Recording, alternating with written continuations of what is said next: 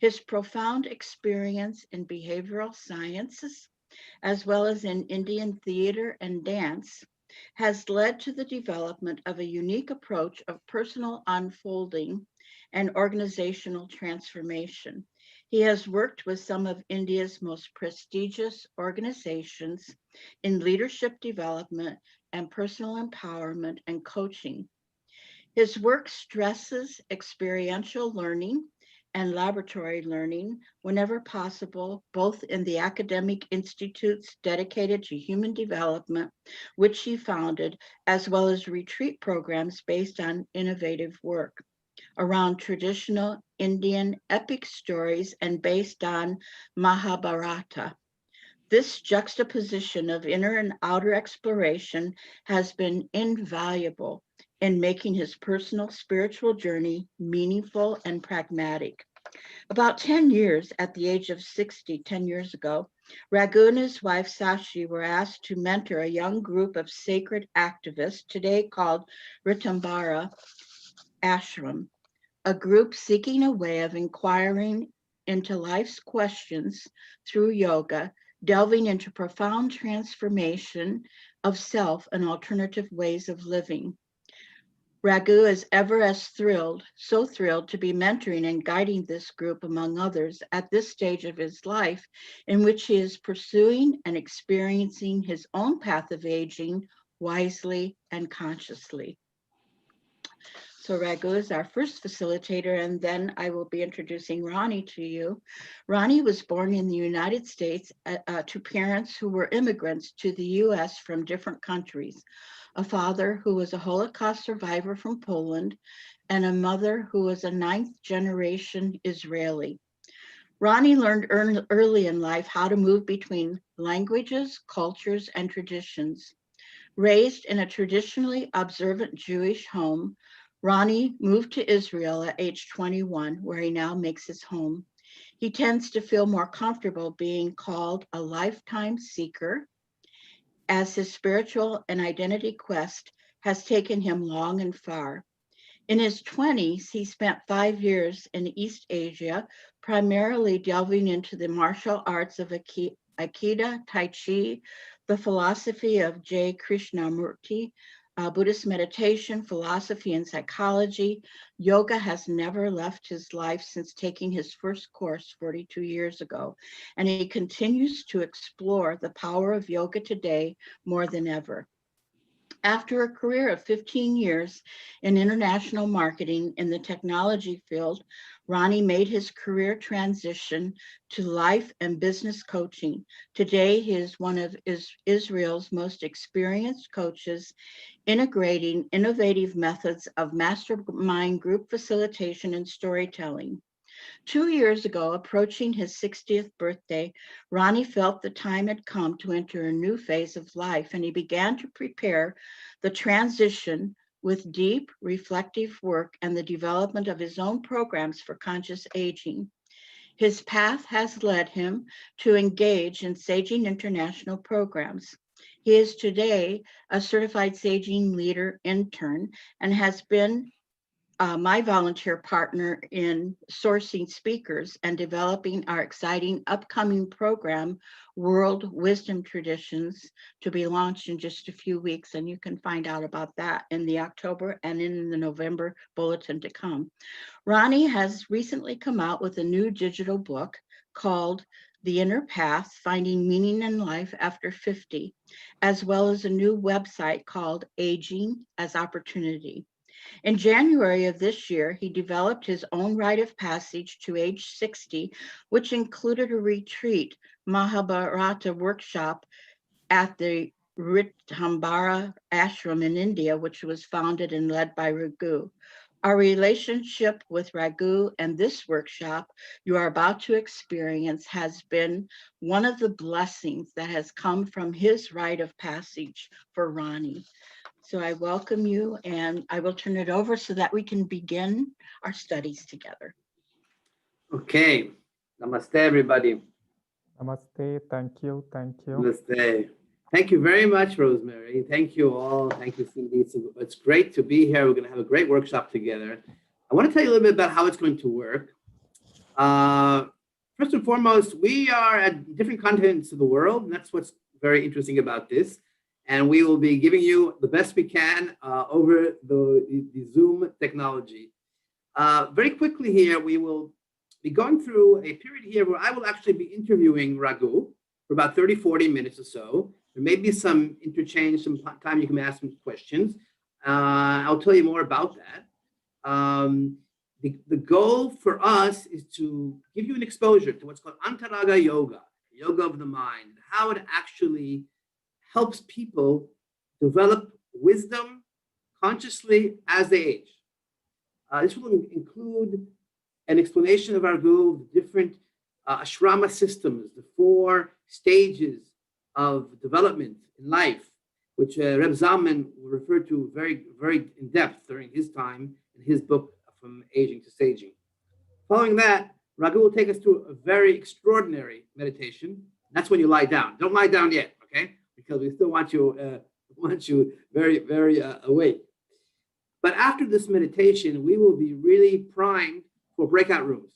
And that's what we'll go out to, breakout rooms. We'll have our discussion there. We'll come back. We'll have a free open discussion. And then we'll sum up for the, it's my evening. It's Raghu's evening. It's my early evening. It's probably your morning. So that's where we're going to go from. So let's enjoy it.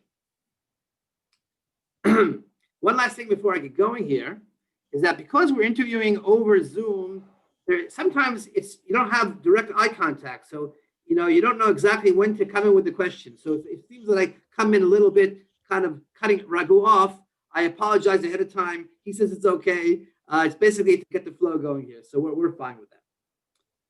So Raghu, namaste again. Namaste. Yes, Ronnie. Thank you for joining us here. Raghu, let's start first and foremost. Tell us exactly, what is yoga about? Because we have all these ideas of yoga. Everybody's heard about yoga, certainly on this webinar workshop. And why is the heart of yoga so misunderstood? So many people, both in the United States and in India and everywhere. Good question, Ronnie. There are many reasons for this, Ronnie. One is that see, the idea of yoga actually spans many levels of our being, right? One part of yoga is very physical. It talks about asana, it talks about breathing techniques, and so on.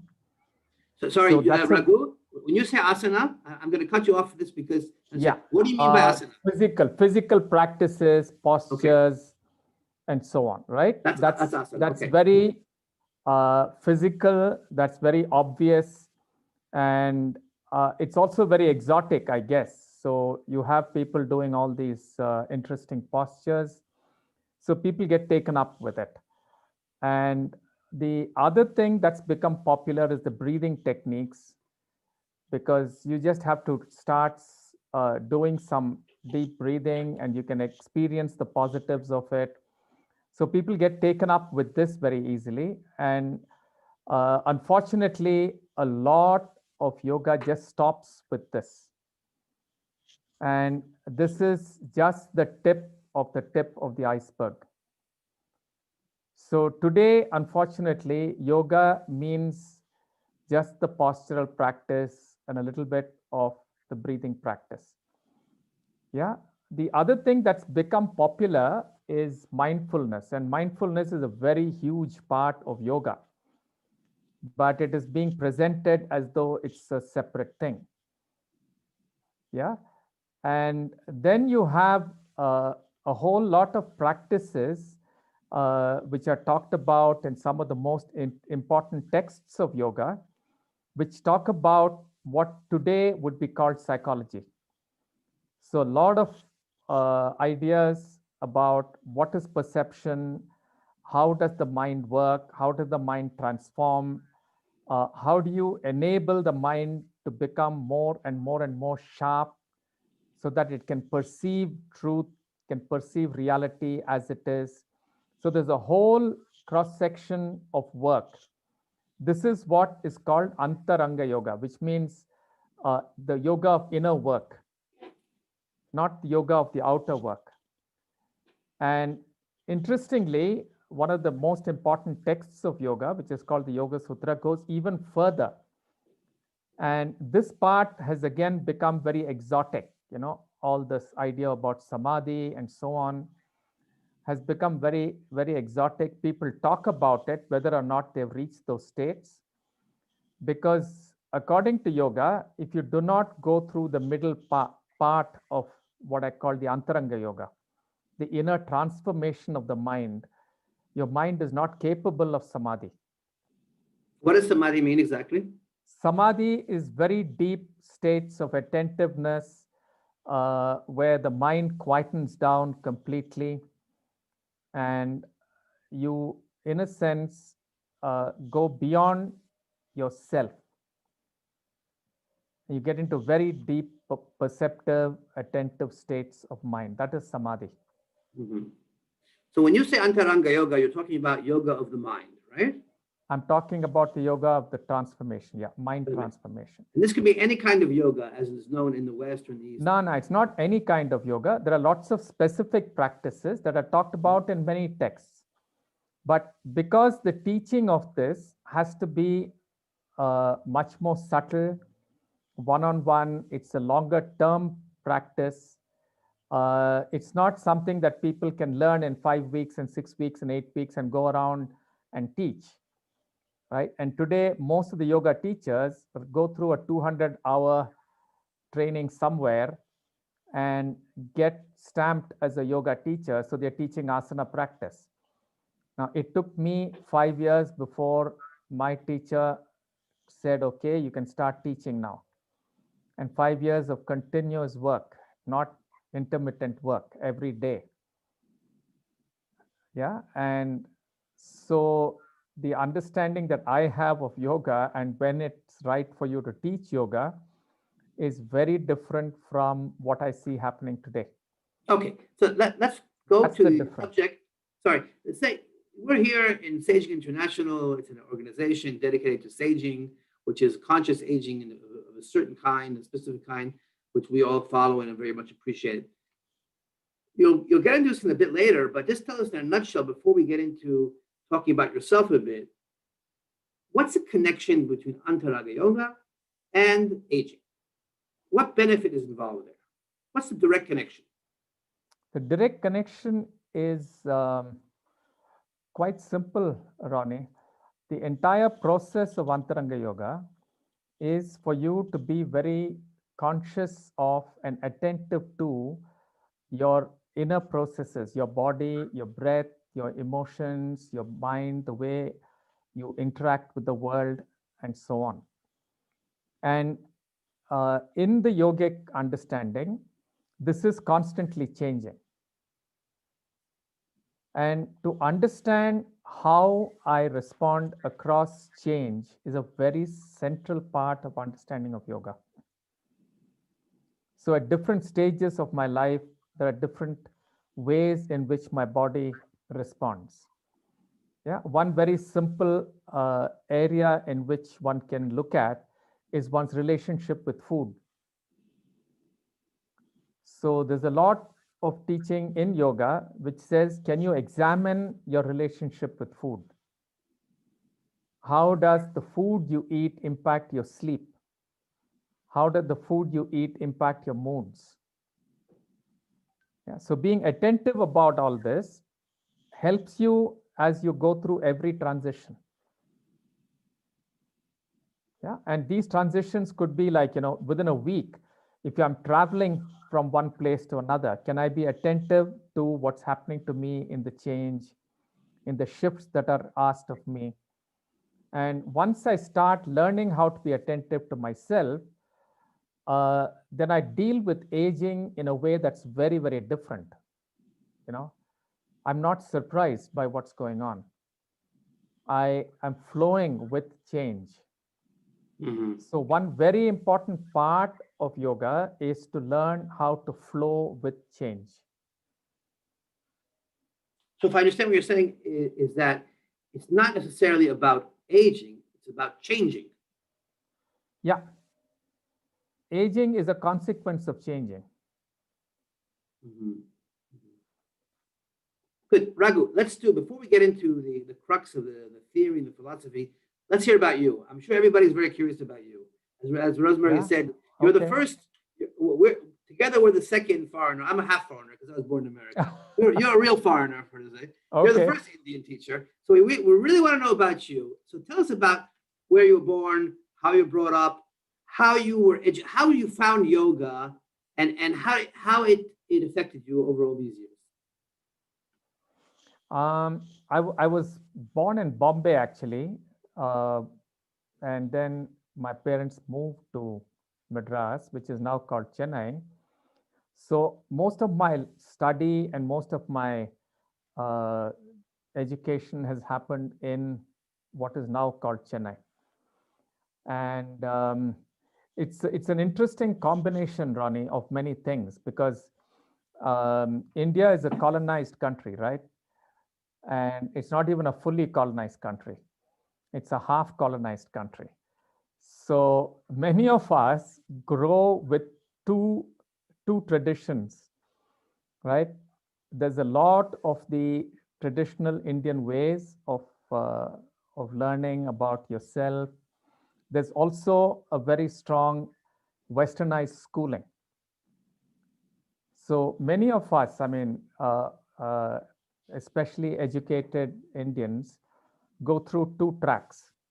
So I went through both the tracks myself. So one part was understanding the tradition. The other part is being good at mathematics and science. And I even learned horse riding, which I was very good at. So there's both, right? And in our family, there's been a very strong tradition of patronizing the arts. So in my grandfather's home, where I lived for quite some time in my early childhood, we would have traditional people who came and taught some of the old books like the Mahabharata or the Ramayana. So every week, one would have a storyteller.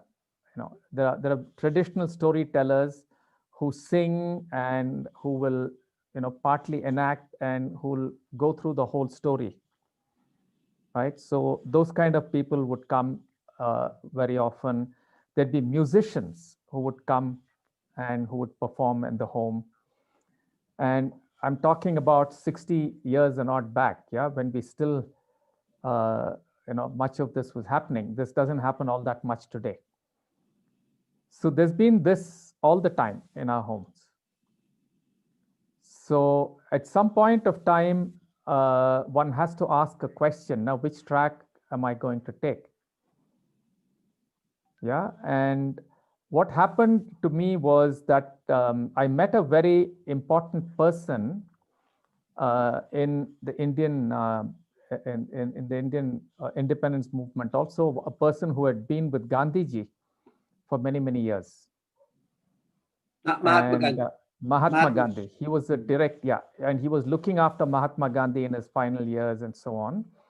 A very important scholar called Dharampal. And he had done a lot of study of what had happened to India during the transition before the independence, from the time the British came in, what was India in the last 200 years? So he was a very strong influence both on my life and my wife Sashi's life. So his question to us, I studied in one of the most premier engineering institutions in India. And, the head of many of the IT organizations in the world are all from, my college or, in that's the IITs are very famous for that, right? Your Microsoft and Apple is filled with people who are my colleagues or people who came from my college, right? But what Dharampal ji asked us was, he said, how will you enable India to become great? Will you enable India to become great by running behind the tails of the West? Or will you invest your energy elsewhere? So he encouraged us to study with a great Indian teacher not to go back and say this is why India used to be great, but to learn and to apply the wisdom in today's context. But how old were you at this stage? 23, 20, 22, 23. Oh, so hold on a second. So That's when I was finishing college. Right. So, but until you were 23, where was the yoga? Was there yoga in your life? Did you use the word yoga? Did you do any kind of practice of yoga? There wasn't a very serious movement or working with yoga, but Krishnamacharya was part, of our family tradition. He was teaching my aunt, so one was aware of all of that. But that was a time when I was riding horses, Ronnie, and I was playing polo. So you don't talk about yoga. But you know what's very interesting? My teacher Krishnamacharya used to teach horse riding to the king of Mysore. The king of the area. So every now and again, when he found out that I knew about horse riding, he would talk to me about that every now and again. So tell us, so how did you meet yoga? In what conditions did you meet yoga? What happened? It was really a search at that time, Ronnie. There was, because of meeting Dharampalji and other realities that India was going through at that time,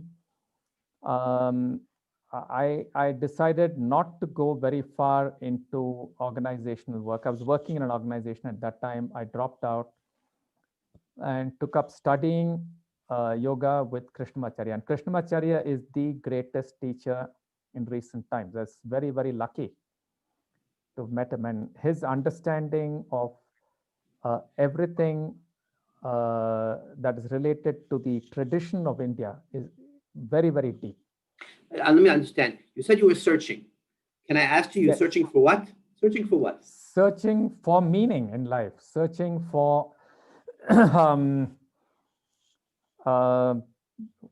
do I live? What do I put my energy into? What is worthwhile to put my energy into for the rest of my life? And remember, those were the 70s, Ronnie, those were the happy days of the 70s, right? And you listen to Dylan and you listen to all of these people and you said, hey, what the hell am I doing, man? Why am I getting into a world which is destructive?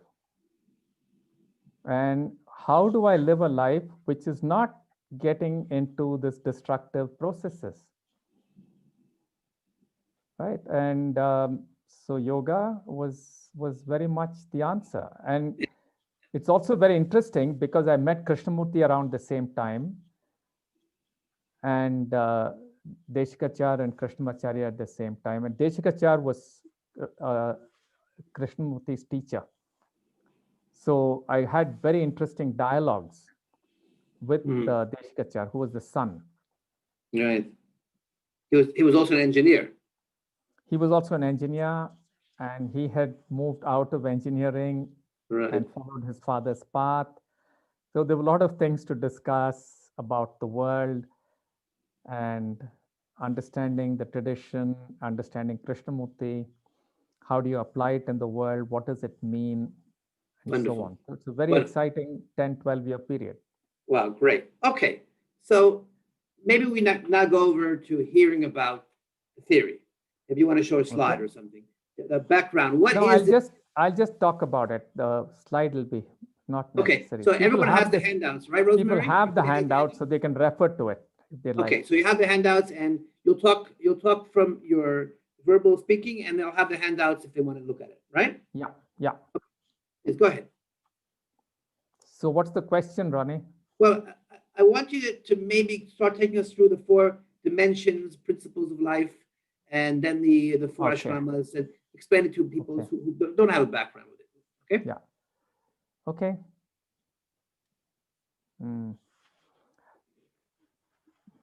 See, there are 2 things that I think are important as a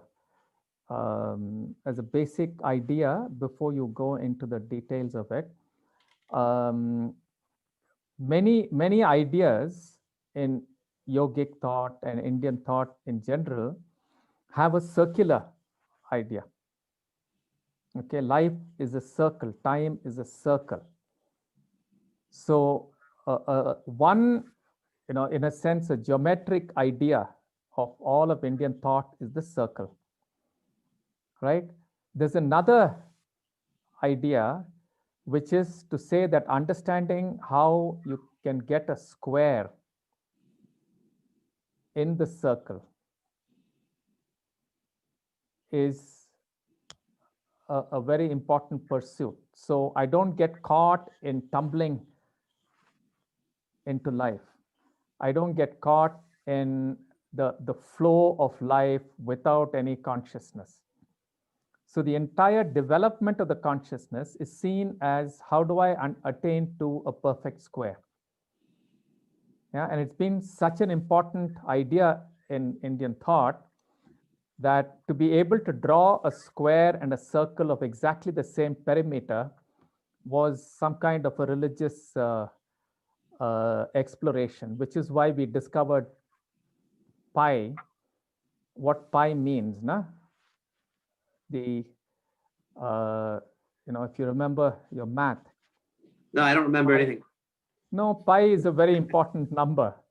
It's Okay. it's how you get the circumference of the circle from the radius. Okay. Right. So we discovered it in India a few thousand years ago because the squaring of the circle was such an important idea. So many of the concepts of life have this 4 as a square. And it's very interesting, right? So you discover how within you can anchor yourself in this perfect square while you engage with life fully, and life is always a circle.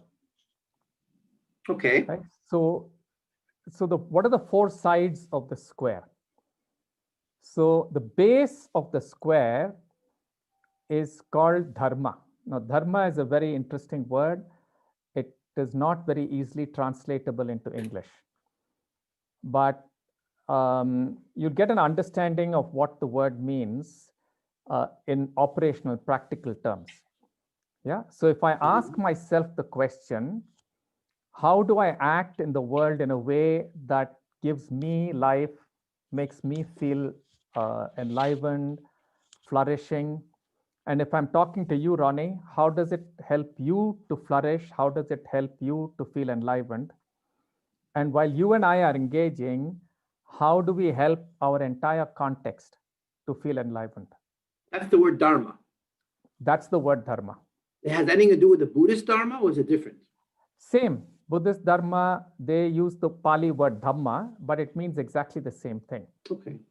And this concept is also used in many other contexts. It says that the sun and the moon and the earth are all doing this. They're making sure that they're full of life. They make sure that they interact with each other in a way that is enlivening. And they interact in a way that makes the entire universe enlivened and able to be vibrant. So Okay. it's a concept that is applied at various levels of life. So this is one very important part of the square which I enable myself to experience inside me. Yeah. Then there are the other 2 sides of the square. One is a practical engagement with life, which is how do I create wealth? What's my relationship with wealth? When you say wealth, do you mean money or all kinds of Wealth resources? of all kinds. What will help me to live well? So money is one aspect of wealth. Yeah? The other side of the square is how do I relate with the good things in life? How do I relate with the pleasurable things in life? So the 2 Sanskrit words are Artha and Karma. Desire. Yeah. And the top of the square is what is the Sanskrit word is mukti. It means emancipation or liberation. Yeah. So if I learn how to balance these 4 aspects of my life, I can live a beautiful life. So let's review this because we don't have the slide in front of Yeah. us. So we're saying there's 4 basic dimensions of a good life that help us live a good life. The first is dharma. which means more Yes. about how we can live as a well-being in life, to sustain well-being, goodness in life, right? With my surroundings. The second is Artha, which has to do with resources. How do I deal with resources in life, including money? Third Yeah. is Karma, how I'm enjoying the life, the beauty of life, right? More like that you're Yeah. talking about. And the Yes. fourth is, sorry, go ahead. Yeah, you're right. I just said you're right. And the fourth one is Mukti or Moksha, which means can you explain that again? Exactly, how would you explain that? Um, how I emancipate, how I detach from too much of entanglement with the word. How do I allow myself to grow and evolve? Because if I get stuck with the current forms of artha, which is wealth and desire, my life will stagnate. So I need to be able to deal with these two without getting too attached to it, too entangled in it. Right? So there's always a space for freedom. There's a space for me to grow into. So this is how we That is form, mukti. strive towards the square of our lives, right? Yeah. Where each side of the square is a different aspect of life in which we try Yeah. to live harmoniously with in life. Is that correct? That's right. That's right. Okay. And if I know how to deal with these four, move in and out of them easily, I live a beautiful life. I can enjoy life. I won't fall sick by overeating. I can, make my money. I don't get greedy. I do things in a way that is compassionate, and I can have a lot of fun. Having fun and being able to laugh at oneself is a very important aspect of spiritual life.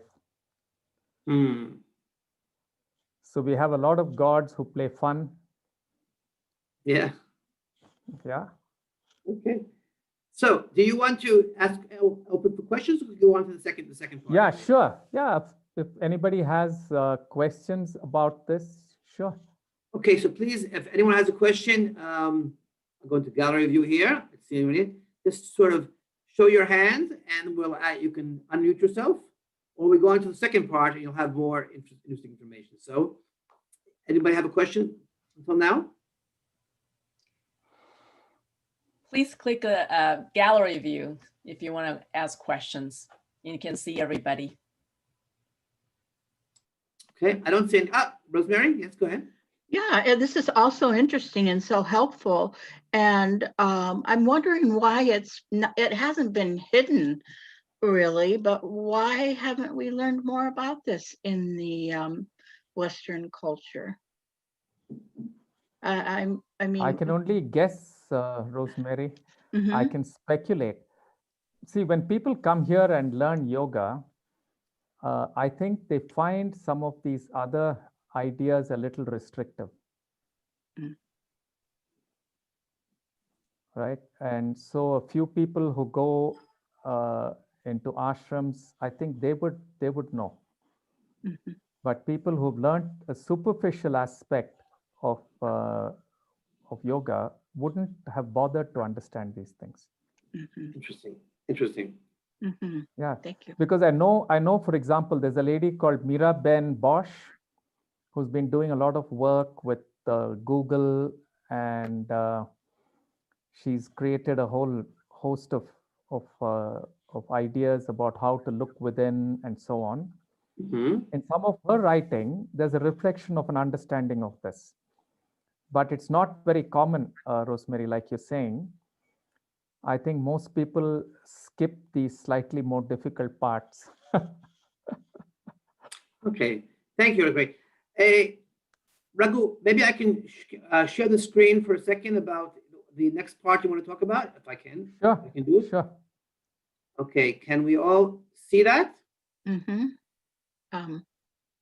Right? So yeah, we're okay, right? So basically, maybe you can take us through these parts here, Raghu. Is it okay to share the screen, Raghu? Yeah, but we don't need it, Ronnie. Much better without the screen. All right, so just want to show there are 4 stages here. And I won't go into the Sanskrit words because Raghu will do it in a second here. So I'm just going to stop my screen and then let Raghu speak. Go ahead, Raghu, please. Yeah. Yeah. So the four stages of life that Ronnie put up the slide on actually reflect these four aspects of the inner square that we just spoke about. Yeah. So the first 25 years is a broad division. So the 0 to 25, 25 to 60, yeah, 60 to 75, 80, and 80 onward. Yeah. Eileen, the first page in the handout gives you the four stages, the four parts that we discussed. Yeah. The four parts Somebody of the had square. a question. Somebody had a question. Yeah. Right. There's the fourth square, which actually we called it the dimensions of a good life. So if you have it in your handouts and you can look at it, it's the first slide there. Right? So do you want to go to that, or we'll move ahead? No, we just go ahead. Just go Okay. ahead. You can refer to it. Okay, So the way life was designed was that the child is introduced into several practices and goes into a period of education up to the age of 25. Right? During why this 25? period, why 25? How do they get that number? there are lots of biological reasonings and all that, Ronnie, because all of these are very deeply connected with Ayurveda. Ayurveda, Indian, yeah, Indian. And when does it? There are a number of smaller stages. 0 to 25 is a very broad definition. Yeah, you send a child to school when you observe the psychological development, the biological development, and the kind of questions that the child asks and things like that.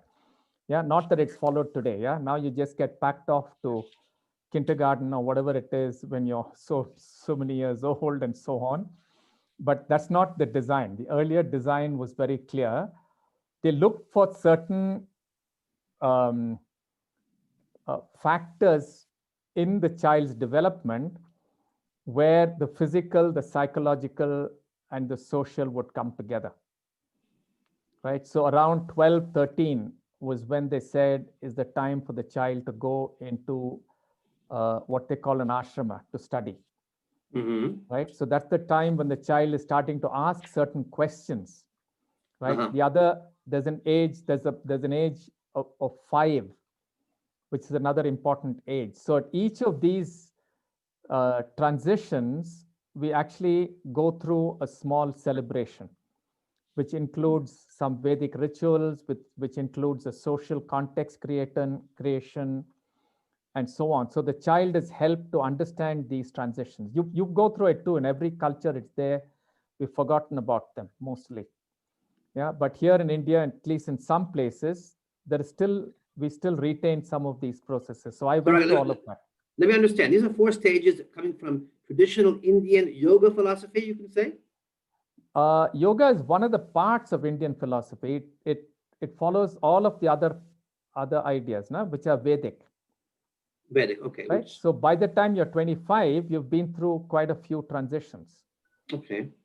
Yeah, and yeah, so 25 is when in Ayurveda, which is the Indian science of health, you're ready to engage with life with a certain sense of agency in yourself, ability to understand responsibility clearly, and you have been, in a sense, educated on what is dharma through the first 25 years. So whatever you're taught, the fundamental idea is that you're given a very strong grounding in dharma, so that you will use your learning in a way that benefits you, benefits others around you, and benefits the world. So can you say the first stage is about learning about yourself? Dharma You're is learning, yeah. The word brahmacharya means learning the truth, being concerned with truth. So walking the path of understanding many things. Yeah, you're taught mathematics, you're taught even traditionally. You were taught math, you were taught metallurgy, you're taught various forms of science. right. You're a student. And You're a student like everywhere. You're a student. we are students, but there's a lot of emphasis on what is dharma in this period of time. So you're not just taught skills, you're taught skills embedded in dharma. Got it. So, like for example, today in India is a celebration of books and study. Okay, so we pray to knowledge today. Yesterday was a day when you prayed to all the tools that you use for your life. So a traditional Indian would anoint his computer with the dot and pray to the computer, because the computer is part of matter that helps me to live my life. So I need to treat it with a certain respect. I need to be conscious of the sacredness of every piece of the earth that I come in contact with. So these are built into everyday practices. They're built into regular practices once a year, and so on. So the first 25 years is really a combination of embedding skills in values, if you want to look at it like that. What happens at 25? Next stage. At 25, you say thank you to your teacher. You go through a transition. There's a period, there's a way of showing your gratitude to your teacher. And then you enter what is called grihastha. Grihastha is the age of the householder. That's the stage of the householder.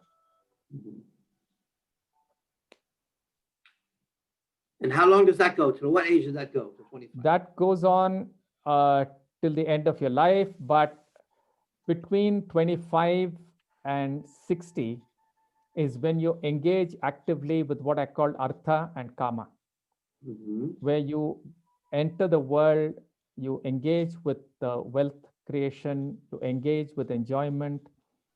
But since you have been grounded in dharma, you're able to engage with this without getting entangled. So 25 to 60, you're also getting married, having a family, going to work, having a family, making money, building organizations, being a great professional, enjoying life,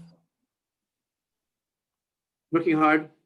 Okay. Working hard, all of that, right? But on a foundation of dharma. So that whatever you're engaging with, there's an inner sense of balance and discipline. Okay. Now, before we go into the next two stages, this is very important stages for us from 60 and up. So let's go slowly here and really understand what happens at age 60. And please give us the wisdom of ancient India here, because it's very, very pertinent to us. Yeah. 60 is very important. Yeah. So there are a couple of very interesting ideas, Ronnie, about the age 60. Yeah.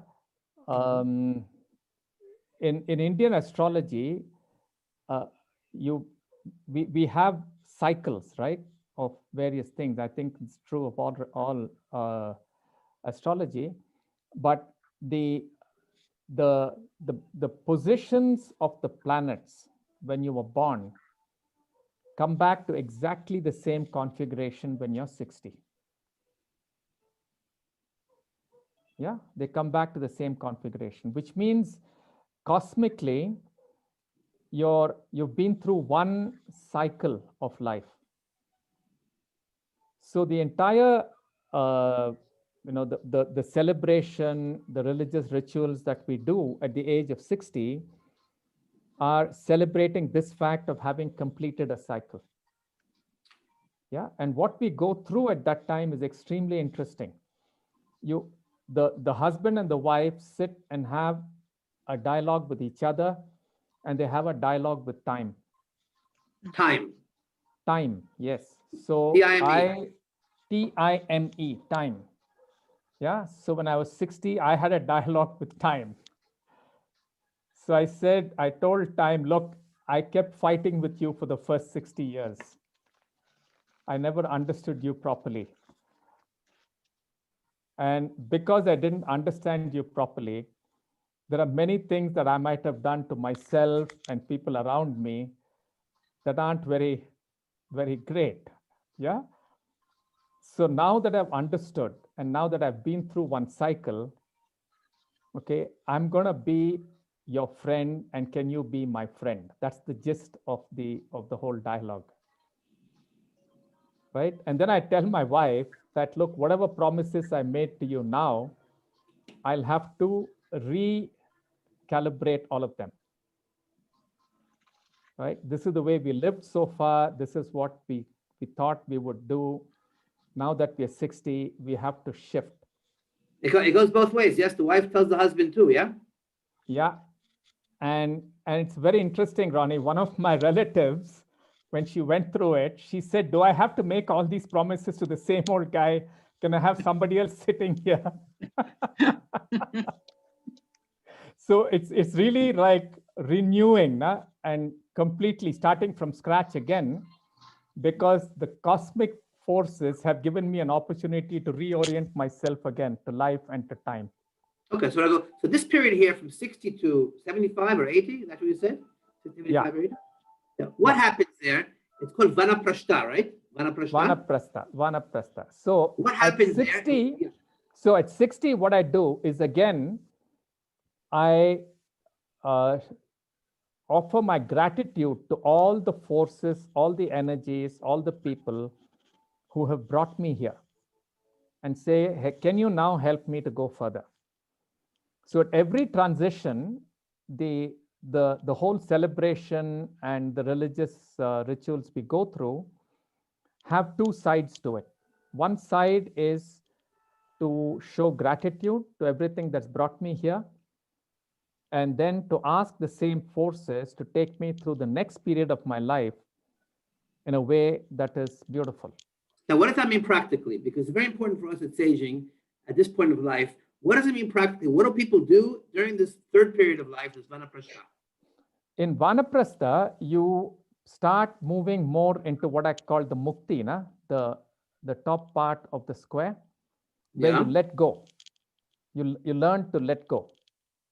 To let go. So between 60 and 70, you're supposed to have let go of all the positions, your control over the money in the family, all of this. You let go each of them step by step by step. So this process actually starts a little before 60, but starts accelerating. So you clearly hand over. So you hand over the keys, like in some families, there'll be a ceremonial handing over the keys to the next head of the family. Yeah, you hand over. If you're a family which is in business, you hand over the account books. Really? Yeah. So it's all done quite ceremoniously. The leadership is handed over, but I'm available for you to consult me. So you become a mentor in our language. I become a mentor. I become a mentor. And I move out stage by stage by stage. So by the time I'm 70, I've kind of given up, right? So that's why it's so important. So the four parts of the square get played out like this. If I don't have a good dharmic grounding, I will get entangled with life when I'm in the period of wealth creation and enjoyment, and I will not be able to let go. So Raka, what happens after 70 on the way up? What happens after? Yeah. After 70. After 70, I give up everything and dedicate my life only to a complete service in society, and I dedicate myself to what is called sannyasa, which is more and more and more of meditative practices, more of seeking a quiet inner space, right? And in many ways, it's also got an understanding of preparing for death. Raghu, So you Raghu, don't can I ask fight you, death. can I ask you a personal question? Yeah, please do. What are you doing in this stage? You're 70 now. What have you done in the last 10 years? Yeah, it's very interesting, Ronnie. When I was 60, and I had just finished this celebration, and I was sitting at home, Sashi and I were having a conversation saying, what do you think we should do? How do we take the Vanaprastha seriously? I had two sets of people come and talk to me. Yeah. One was this young set of people, the set that has now created Ritambhara. Mm-hmm. They were all in their 20s, 25, whatever. So they came up and said, we understand that you've studied yoga, whatever. We've, many of them were actually social activists. And they were quite tired of what they were doing. And they said, can we work with you? Can you teach us what to do? So I said, okay, are you willing to, be mentored by me? Are you willing to be guinea pigs of, right? And they said, yeah, sure. And they're all with me still, not 25 of them. They started Ritambhara. We didn't, neither Sashi nor I started Ritambhara. So much of what I'm doing in Ritambhara is from their initiative. Mm-hmm. Right? So can you teach me this? Can you teach me this? Right? The Interesting. second set of people who came in there at that point of time were yoga teachers. And many of the people of my generation who've studied with Krishnamacharya are no more. So they asked me to come and start teaching them again, because I had gone away from a more traditional way of teaching yoga for a while. Right? I was into this leadership thing and all that, but I'm using yoga, but I'm not teaching yoga. Uh-huh. So there's a set of yoga teachers who then came up and said, will you teach me? Excellent. So I'm teaching Raghu, them Yoga Sutra and so on. So I've really gone into Vanaprastha, Ronnie. great, wonderful. That's part of what you're here. Listen, I'm keeping an eye on the clock. I know we have a meditation coming on. So, but before we open up the questions here, let me just very quickly ask you. So what you've talked about now are the four dimensions of life, the square, how does one live and develop himself in an optimum way during life. And then you talked about the four stages of life, according to Ayurveda philosophy, Indian traditional philosophy. And you're talking about the age groups. And we focused on the last two, which is the 60 to 70, Vanaprastha, and then the Sannyasa. So before we open up the questions, what is it that you think that is important, in a nutshell, before we open the questions, then we'll go for a break. What is it that is important for us in a nutshell to age wisely using this information? Yeah, okay, good question. Two things I think would be very important. I talked about earlier about understanding change and how the body changes and how the relationship between the body and your mind and your emotions and the world keeps on changing. Right. The Ayurvedic theory says that from the age of 50 and more pronouncedly from the age of 60, the body's ability to recoup goes down. So up till 50, if I expended X amount of energy, sleep and food and a little bit of exercise, and I'm back again. Yeah. From the age of 50, if I expend energy, let's say in 1 hour, it's going to take me more than an hour to recoup. And by the time I get to 60, 1 hour of expending energy will take me about an hour and a half to 2 to recoup. So I have to keep this in mind. And this equation is not just with the body, emotionally, in every way.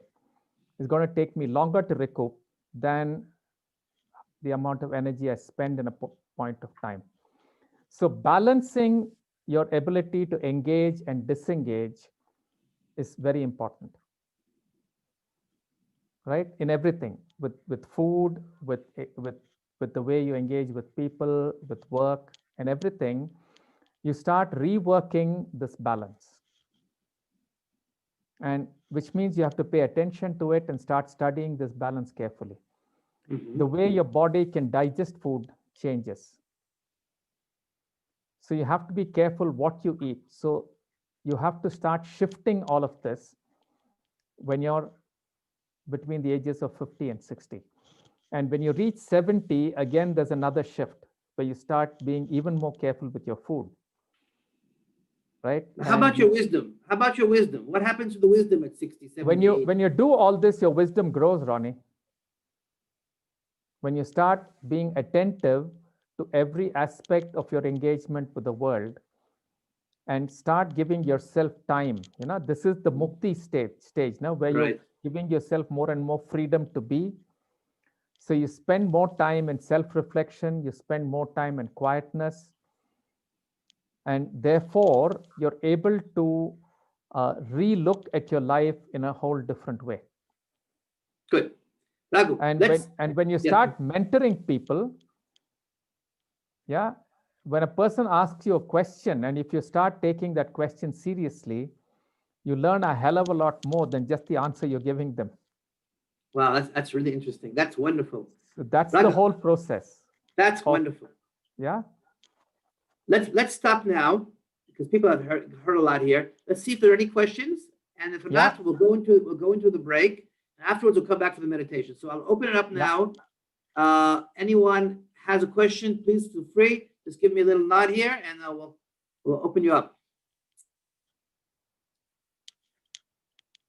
Okay, Robert, please unmute.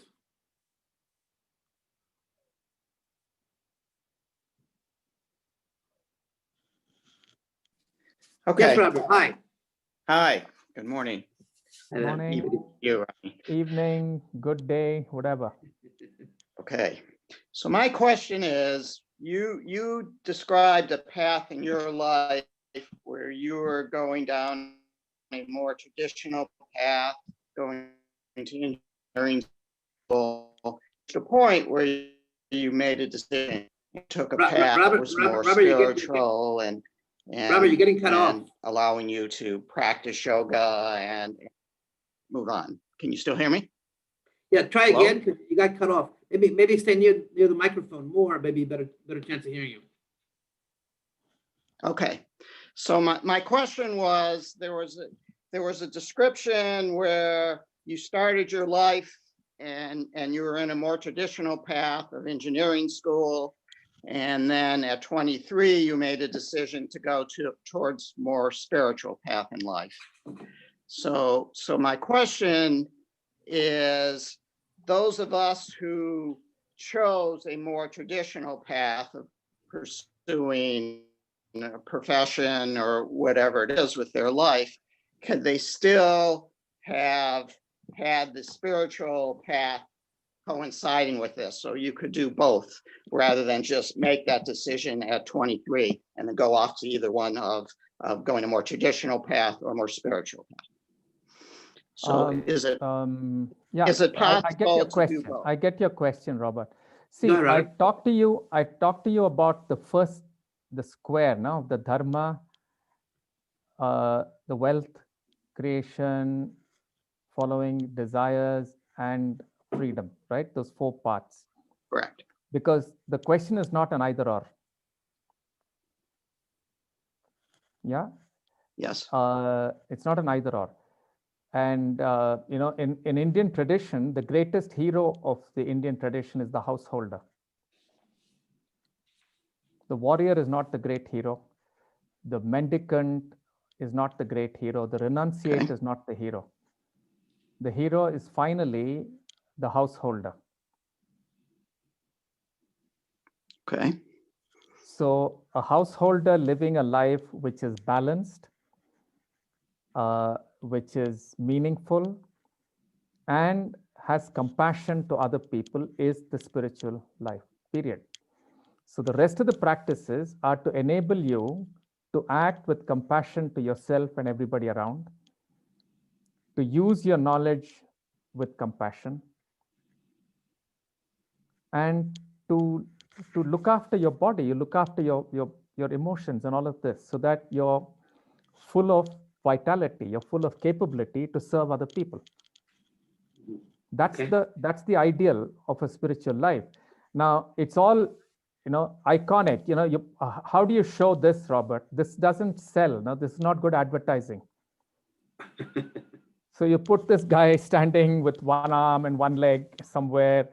It sounds all exotic, and you call that spiritual. That is not spiritual. That kind of mortification of the self is not recommended. Right? But that's not good. That's not good advertising press. So that's not what gets talked about. Okay. Thank you. Is that okay, Robert? Can we move on? Okay. Yeah. Thanks. Karen, I see you have a question. Please unmute. Okay. Yes, I do. It's kind of a three-part question, and I hope it's not too much. So all these changes that you're talking about, these different ages, is that through mindfulness that we see those? And do we physiologically go through these changes inherently? And if we're not mindful of these, then do they still happen, I guess? Yeah, they happen and you pay a price. Right. So that being the case, how do we, coming into some newer knowledge, go back? I'm going to take a guess and say that a lot of us are past 60, but not all of us. It doesn't matter. It's a number. But how is it that we take the knowledge of the mindfulness that we're getting later and go back and somehow catch up? Or can it be fixed, I guess, is the simple term. Does that make sense? Yeah, that makes sense. That makes sense. Okay. Yeah, the answer is both simple and also a little difficult. What yoga says is that you can decide today to live in a different way from what you've lived till today. I can't go back and rework something I've already lived through. Right? So let's say I've not been mindful about my food or something like that. I should have made changes when I was 60. I didn't make those changes.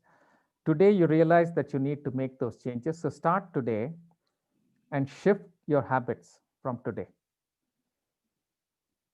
The good thing is when you start shifting your habits from today and block whatever you can look at and understand as being unhelpful, you're giving your life a new lease. You're giving life space. Yeah. And the body has remarkable capabilities of healing itself. So the moment you give it, good food, good sleep, water, emotional balance, and so on, it's amazing how quickly it can recoup and get itself healed. So it's the repetition of the bad habit, in a sense, that's keeping you unhealthy. The moment you stop those habits and you give space to a new set of habits, changes will happen. Great. Okay, Raghu, let's stop there. Thank you, Karen. I'm looking at the clock and we want to go for a break and have a meditation, but if there's anyone who has an important question, please go ahead. We don't want to keep the question. We'll have time at the end of the workshop for questions as well, but if something very urgent, give me your hand here and we're okay. All right, right. So I'm looking at the clock here. Everyone has a different clock. Let's take 10 minutes, Rosemary. 10 minutes. Please be back here. Please don't be late because we want to give you a few instructions and go into meditation. When we come back, will be the lying down part.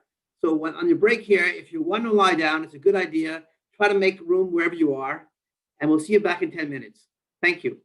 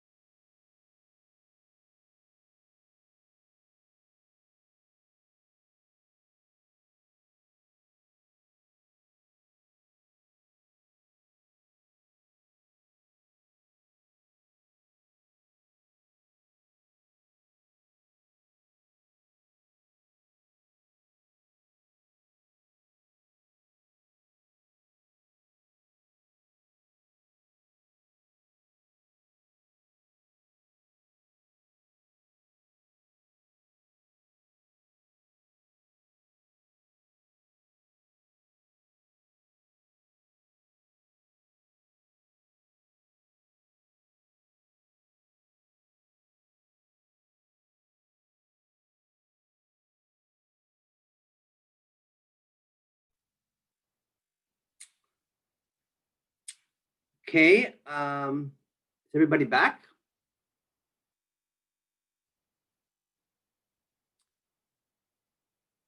Maybe you can just show your screen or that you're here, so we'll know that everybody's here, so we can start.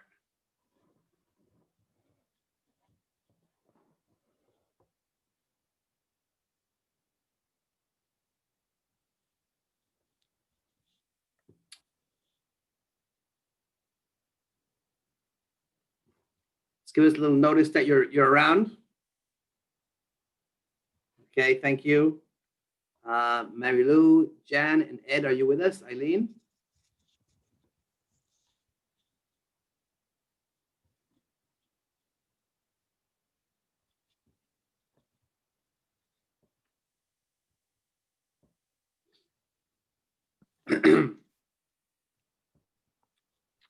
I think it's probably okay to get started, Ronnie. Okay, all right, thank you. So Raghu, why don't you take us through just a few instructions, and this will be for about how long do you think the meditation will be for, Raghu? About half an hour. For half an hour. Oh, And yeah. and then we'll come back and we'll be put into breakout rooms, right? Yeah.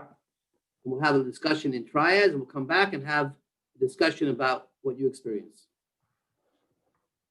Yeah. Right? Okay. Do you want us to be on mute, Raghu, at this point? Yeah, I'll just give you the overall instructions, and if people want to clarify, Sure. That's fine. And then we'll go into the session. Yeah. Great. When I was talking to you, to Ronnie, I kept talking about the critical aspect of each transition, which is to pay respects, show your gratitude to all the forces that have brought you so far, and to seek from these forces grace for you to move forward. That's the transition that we go through each time. Yeah. So we're going to go through a meditation which works with the same idea, but with your body. And all the impacts of life are held in the body, and your entire energy to engage with life comes from your body. So being able to hold your body with gratitude and to seek from it help for you to go forward is the essence of this meditation. Yeah. So if any of you know the meditative practices, that's good. If you wish to lie down and listen to what's going on, that's fine. If you want to sit in a comfortable posture and go through what I'm going to talk to you through, that's also fine. Yeah. Is this clear? Yeah. To start with, if you want to lie down, find a comfortable place to lie down in. And I suggest everyone on mute. Yes, Raghu? Yeah. If everybody is clear, they can go on mute and start following my instructions. Okay. Enjoy.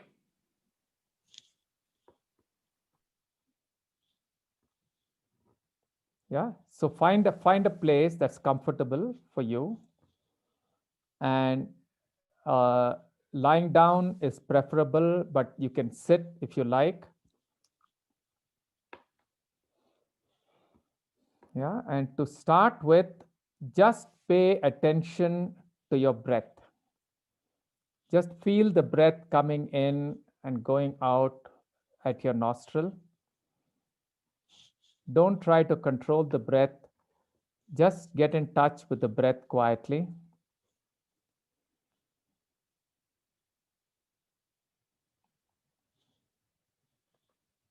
And let the floor take care of you. Just let go of any effort.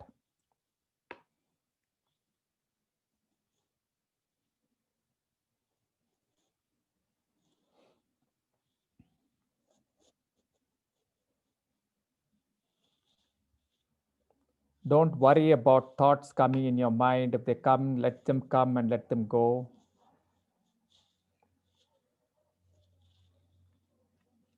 Just bring your attention back to your breath.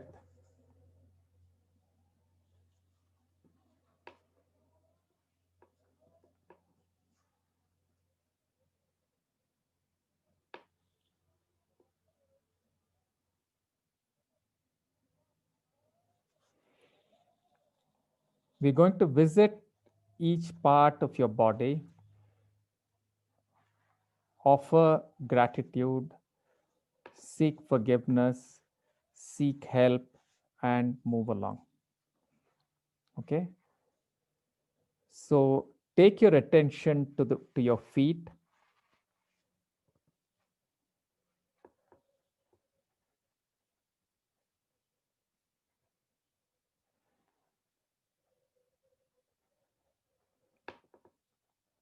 And take a moment to show your gratitude to your feet that you often take for granted.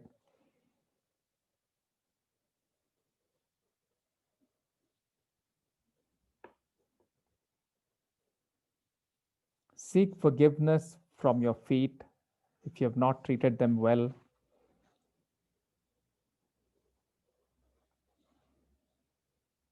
And ask the energies of your feet to bless you as you walk forward.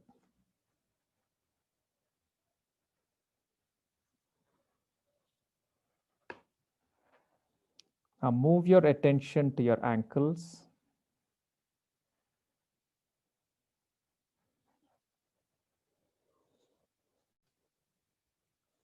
Offer your gratitude to your ankles. They are the seat of vigilance.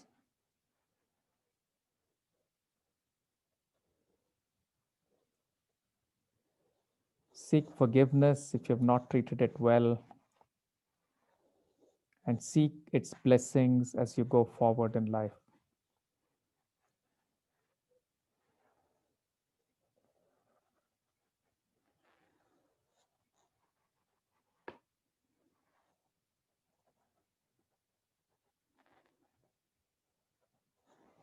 Move your attention to your calf and the lower leg.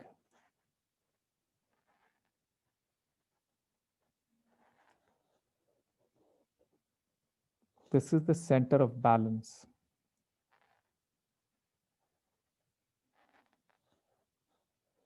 Offer gratitude to the calf and the lower leg.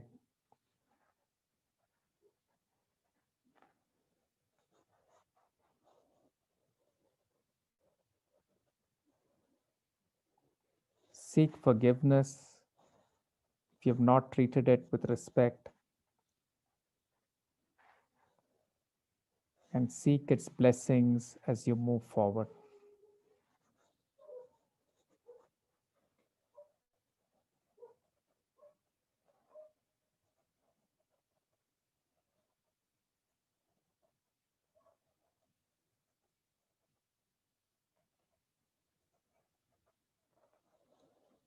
Move your attention to your knees.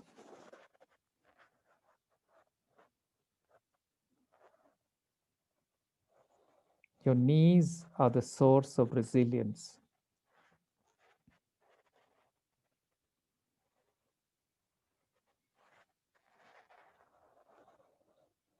Offer your gratitude to your knees.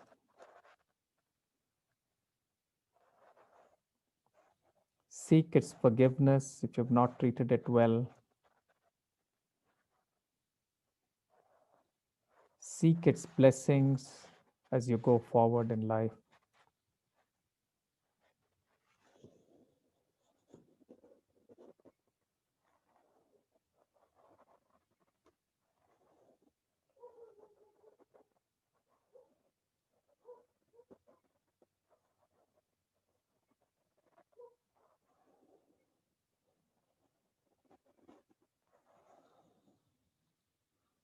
Move your attention to your thighs.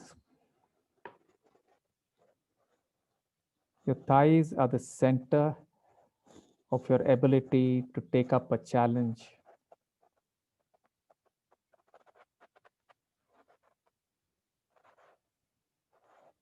Offer your gratitude to the thighs.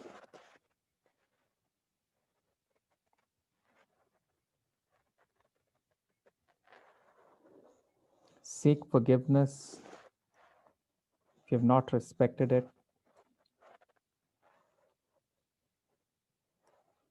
and seek its blessings as you go forward.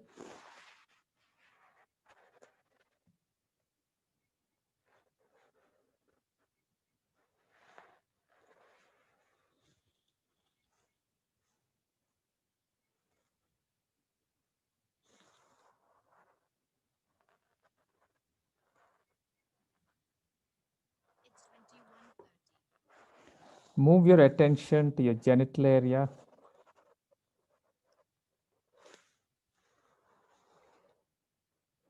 The genitals are the seat of desire.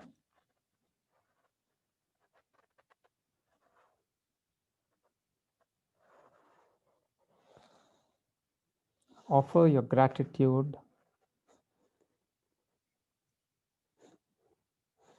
for all the enjoyment.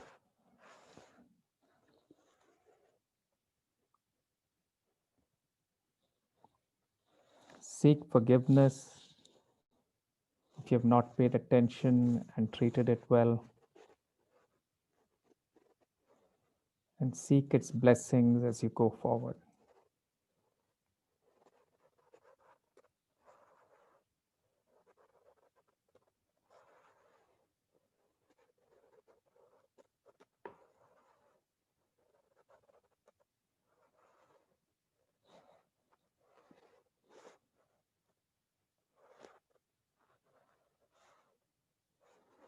Move your attention to your buttocks.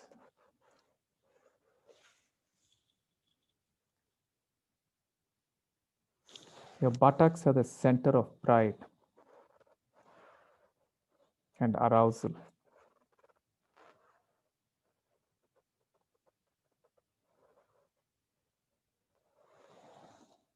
Offer the gratitude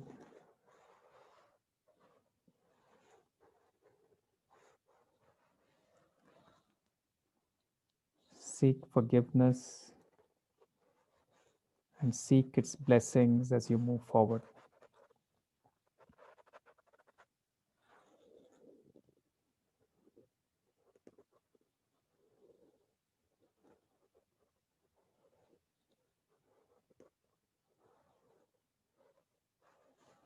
Move your attention to your lower back.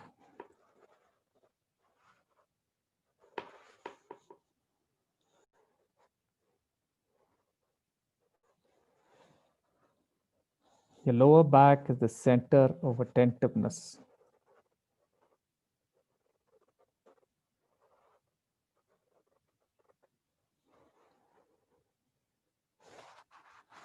Offer your gratitude to your lower back.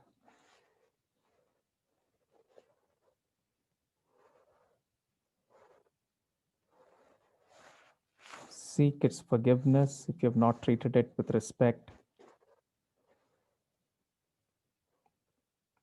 And seek its blessings as you move forward in life.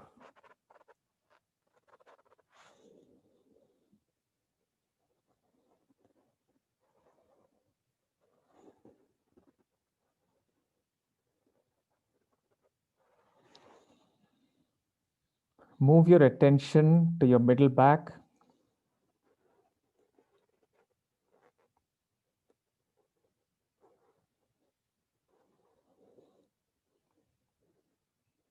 Your middle back is the center of your ability to handle anxiety.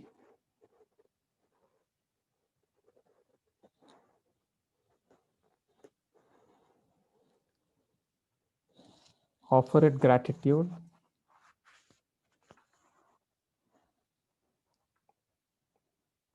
Seek forgiveness if you have not dealt with it properly and with respect.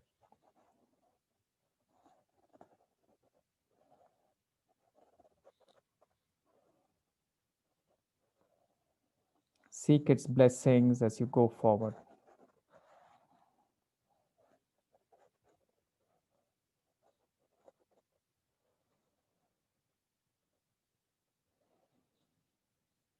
Move your attention to your stomach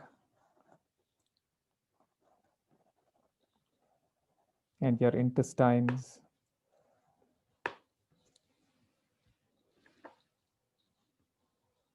This is the center of your ability to take energy from the world and offer it to the rest of your body.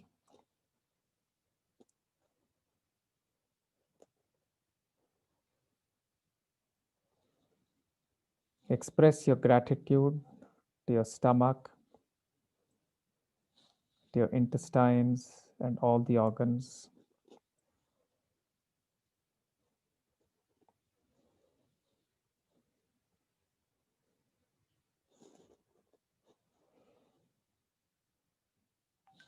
Seek its forgiveness if you haven't respected it.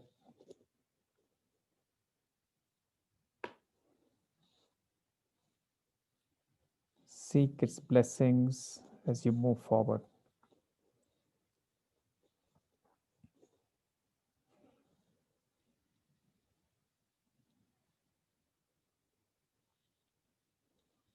Move your attention to your chest and your lungs.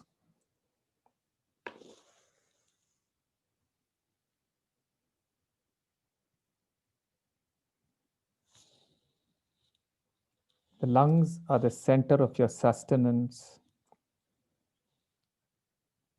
and your relationship with the world.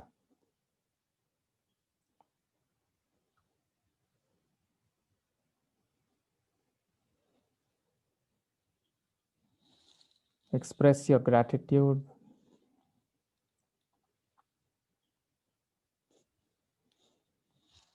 Seek forgiveness if you've not respected it.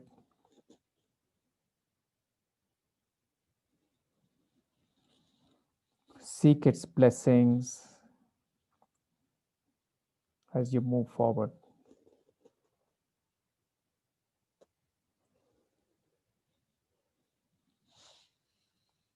Move your attention to your shoulders.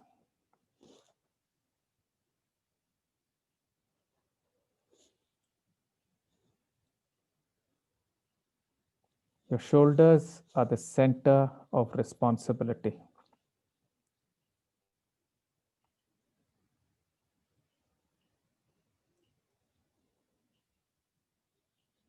Offer your gratitude to your shoulders for having helped you carry the burdens of life.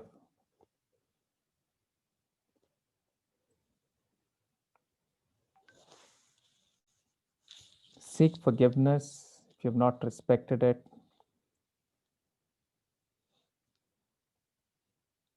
Seek its blessings as you move forward.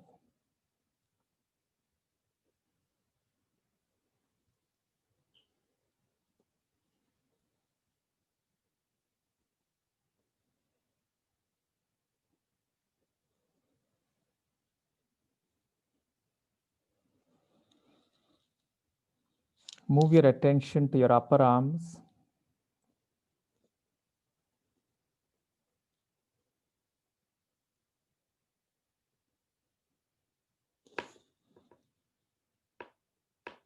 Your upper arms are the center of your relationship with other people. It holds both fight and embrace.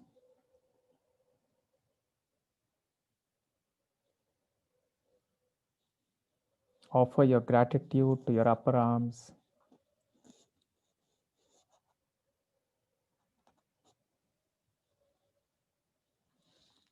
Seek forgiveness if you have not respected it,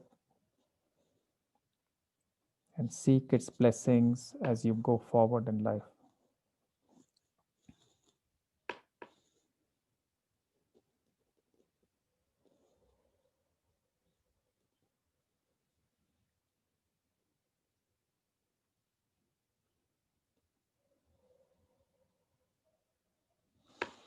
Move your attention to your forearms.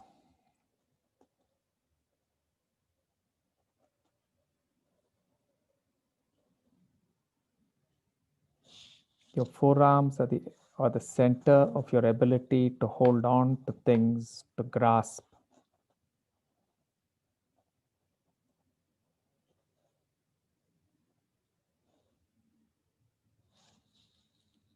Offer your gratitude to your forearms.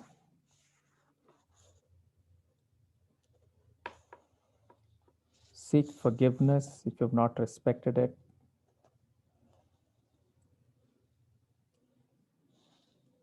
Seek its blessings as you go forward.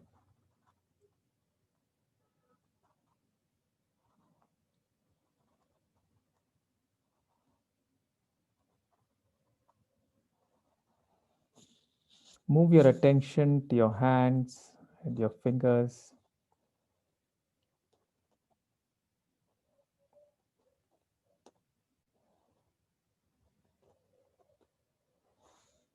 This is the center of giving and receiving gifts.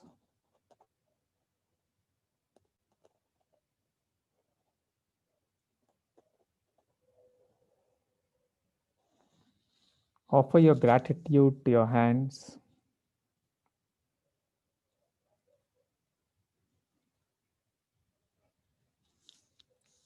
Seek its forgiveness if you've not treated it with respect.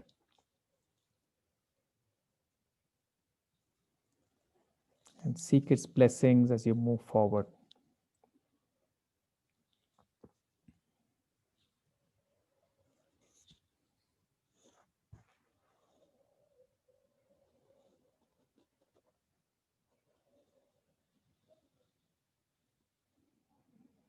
Move your attention to your heart.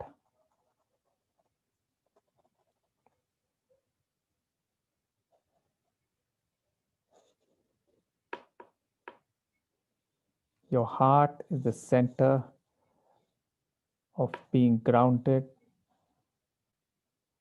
and being compassionate.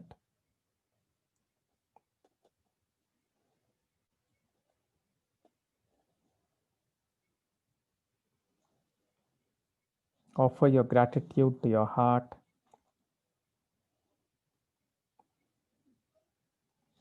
Seek forgiveness if you've not respected it,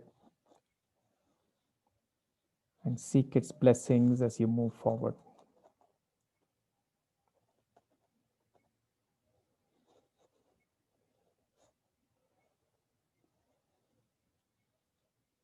Move your attention to your neck.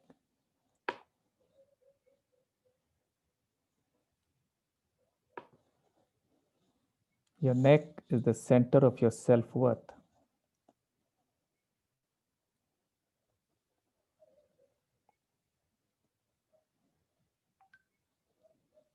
Offer your gratitude to your neck.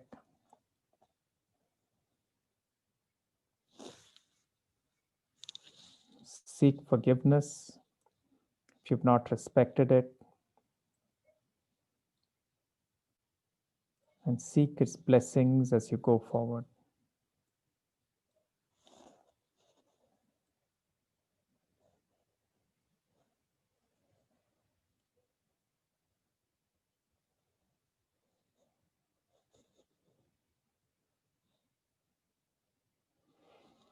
Move your attentions to your ears.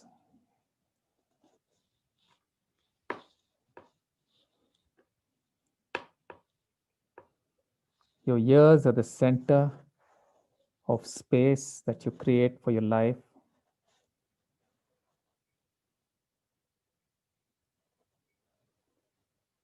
Offer your gratitude to your ears.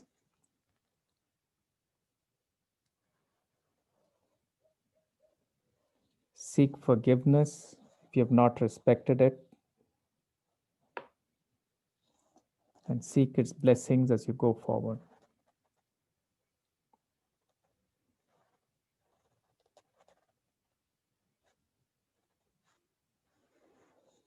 Move your attention to your mouth.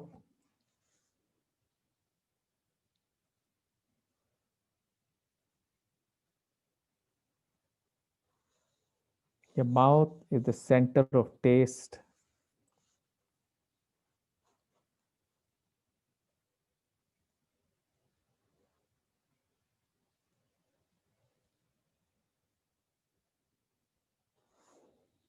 Offer your gratitude to your mouth, and seek forgiveness if you have not respected it, and seek its blessings as you go forward.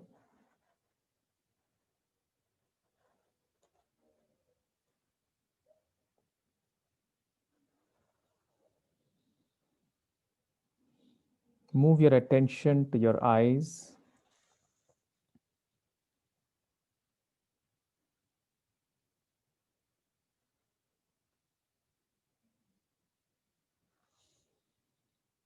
Your eyes are the center of judgment.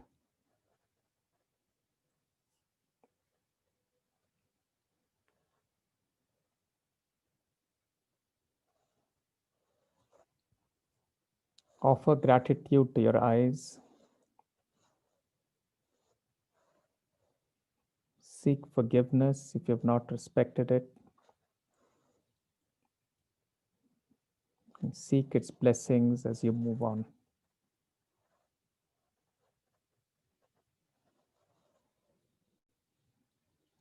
Shift your attention to your nose.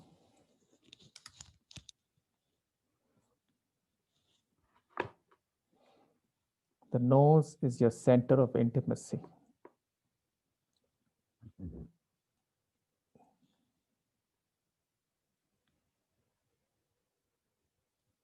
Offer your gratitude to your nose.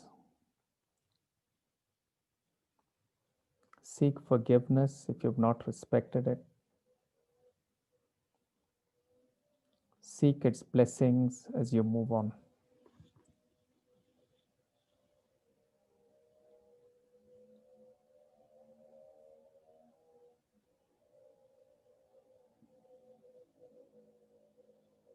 Move your attention to your brain.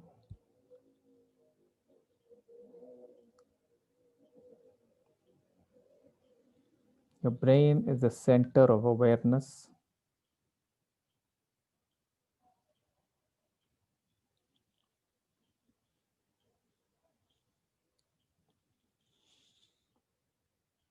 Offer your brain your gratitude.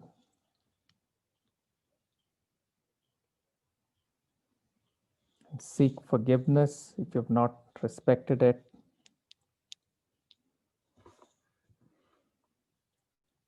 And seek its blessings as you move forward.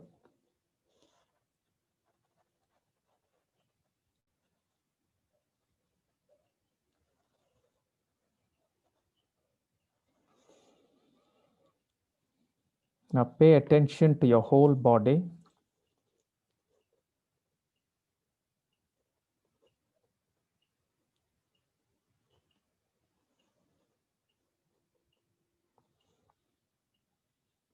And offer your gratitude to your whole body.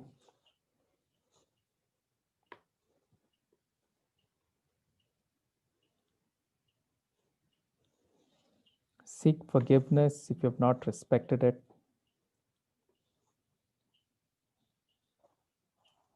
And seek its blessings as you go forward.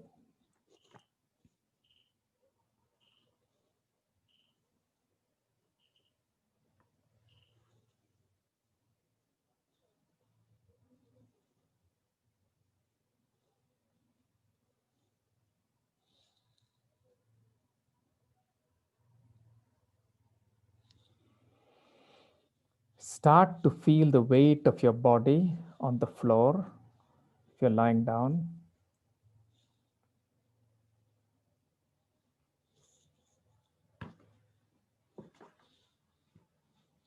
Start paying attention to your breath.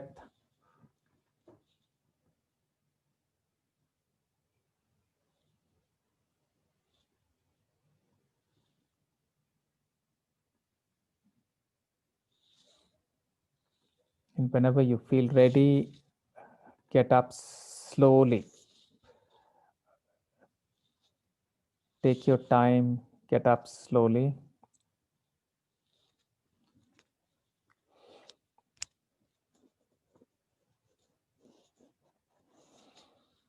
Yeah, you can sit down and say hello to everybody.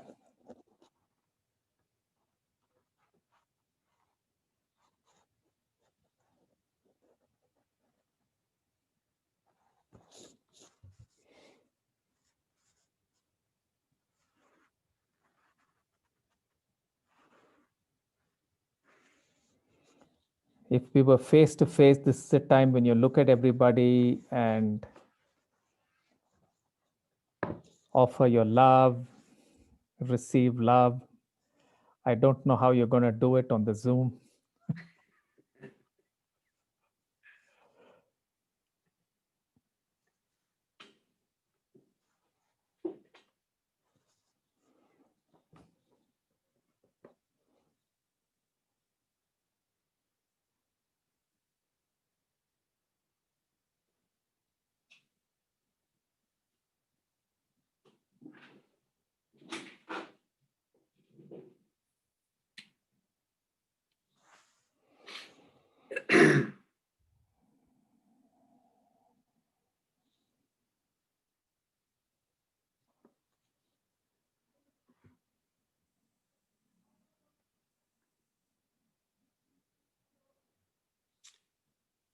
So, welcome back, everybody. We're all back. Thank you, Raghu, for a very profound and meaningful meditation.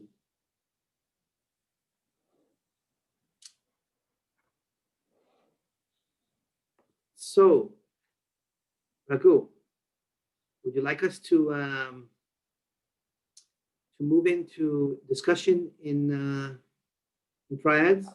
Yeah. Okay. And yeah, just share what your experience has been, whatever questions you have, whatever. And whatever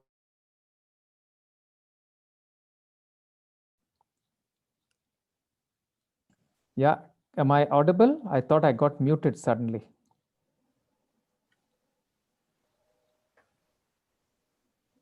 Yeah, I said, okay. Yeah, I said just share your thoughts, where you are with yourself and what commitments you'd like to make as you're moving forward. What insights have you got through the discussion we've had so far? So shall we put us, do you want to do it in the full group now? Prefer, or you want to break us up? I think it would be good to have a 10 minutes in a breakout so people can Okay. share a little more and then come Okay. back for questions. Okay, so let's do it. Let's do that maybe. Judith had a question, or she put up did- a hand. No, I didn't have a question. I had a comment on how that felt. Yes. And it was as if my whole body, by the time you were done, was tingling and this energy was gently flowing through me. Beautiful.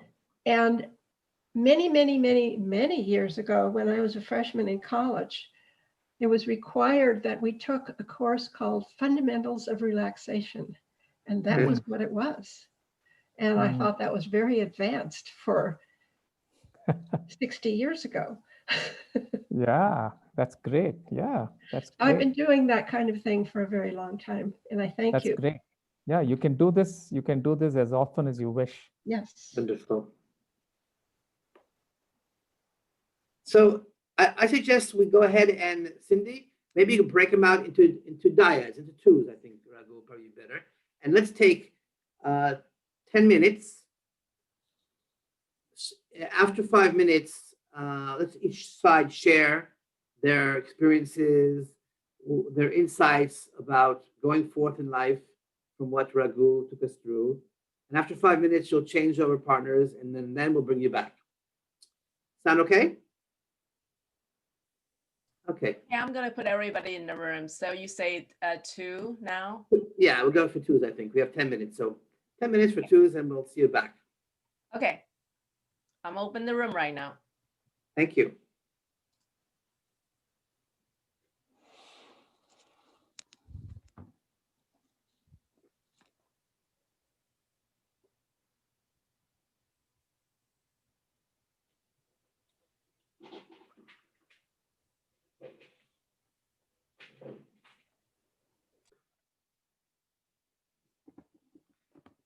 Hi. Are we all back, or is someone stepping away? Somebody get stuck in traffic? I think we're all back. I I think we're we're all back. back. Well, back. Okay. Yeah, some people may have dropped off. So Raghu, I'll tell you what That's came okay. to my mind. What do you think about this? We have 25 minutes left, and we've done a lot here. And what I was thinking about, maybe we can open up for some questions again Yeah, of course. We can about everything, open house. about meditation, Open about house. theory, Yeah. Whatever. everything. And we'll take it from there. We'll flow with the prana. Okay. Whatever All you right? say, Ronnie. Yes, Great. Ronnie. Up to you. No, you're the boss. Okay. You're the boss, Ronnie. Okay, so guys, what's on your mind? What would you like to share? What would you like to ask? It's all open here. Just give me Judith, please. Go ahead. 2 things. First, are we going to talk about sannyasa? Because I'm in that phase. And also, I think I know what I'm doing, but I could always use help. And also, when you were going through the parts of the body, you said it was the center of this, center of that. Because Yes. I have a little trouble hearing, my extra ears are in, but they are still not perfect. I would love to have whatever the center of related to the parts of the body. And I think, Ronnie, you could probably do that. You could make a list and send it to us. The parts of the meditation, the parts of the body. What, for instance, the tummy, what that relates to, and the Yeah. That's a question. Actually, a request you'd like to make of us to send you later. Is that the question or the comment? Yeah. That's what. Yeah, I think it's. all of them. Yeah. Yeah. If I it's think not great been thing. recorded, I can write it out and send it to you. Great. Perfect. How about the first part? But the first part of your question, Sannyasa. sannyasa. Yep. Raghu, you want to say a bit about that? I'm not yet there, Judith. So. Oh, but you will be. Right, good. I will be very soon. Thank you. Sannyasa is a happy time, Judith, because It is. yeah, it's a happy time because uh, you're allowed to wander free. You can go and do whatever you like to do, and usually sannyasa is the time when, you know, traditionally one would go around telling stories. Yeah, and this tradition is not around anymore, but it used to be that, you know, we have these huge things. You might have heard about the Kumbh Mela and these huge meetings, gatherings that we have in India once in a while. It happens every 60 years, actually. Millions of people come to the Ganga.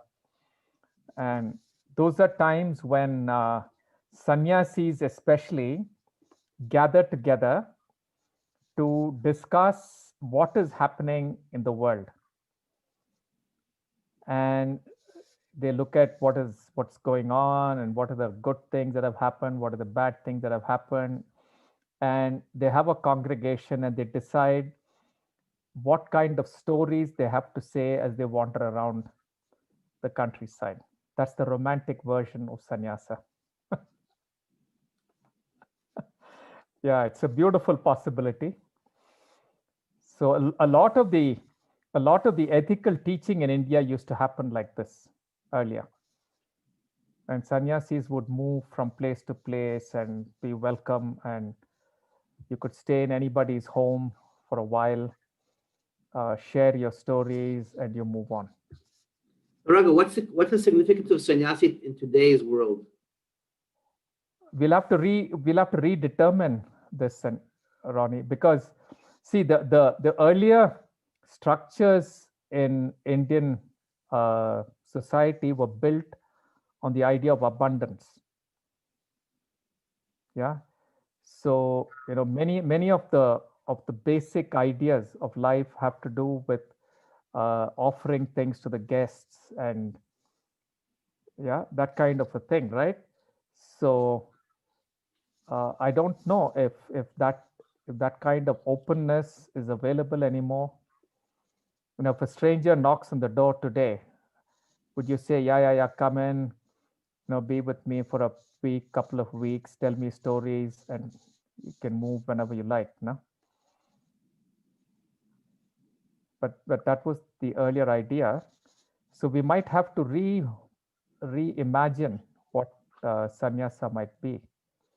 And you know, I'd love to be a storyteller. When I get a little older, I'd just like to tell stories to people. No more teaching, Ronnie. No more nothing. Okay, thank you, Raghu. Yes, Yeah. please. More questions? Is that okay, Judith? Can we? Yeah, okay. Yes, Lorraine, please unmute. Okay, I think I'm unmuted. After our discussion, I've been prompted to, or reminded to ask my question. And as a person is in her early 60s, juggling the ideas of potential retirement, how in this world can you help with the transfer between being the householder to the, what does it look like to become in that later stages where you get to be 60 and a consultant or not? How do we adjust our values because we've developed identities related to our work and we thrive on work, perhaps have even put aside other pleasures and desires, but we've focused on work, and the common term is workaholic. How do we help transition into the next stage?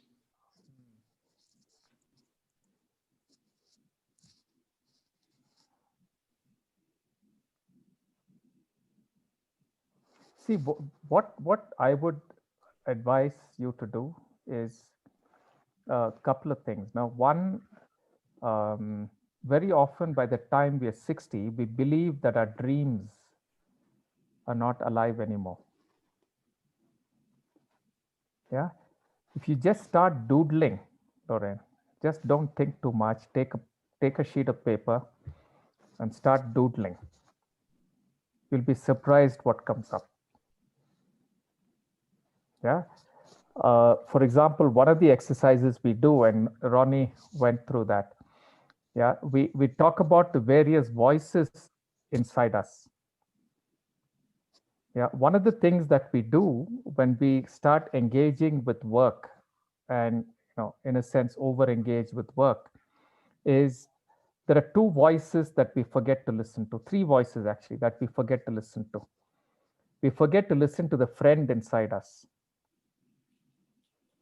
Yeah, we're constantly listening to the fighter, we're constantly listening to the warrior. We're not listening to the friend. Yeah, we're not listening to the dreamer within. Right? And we don't listen to the meditator. Yeah, I'm hoping that, for just a little moment when we did this body exercise, your meditator spoke to you. Yeah. So these are techniques really to let the friend voice and the meditator voice come through. So in a sense, the quick answer is to let these voices speak to you a lot more than the voice of the judge, the voice of the warrior, which are very important at work. Yeah, and these voices are there, they're waiting. Mhm. If you give them a little bit of space, they'll come through. Yeah, one of the tricks is to just write down whatever you're feeling right now. Just keep, every morning, just empty your mind onto the paper and see what comes up behind it.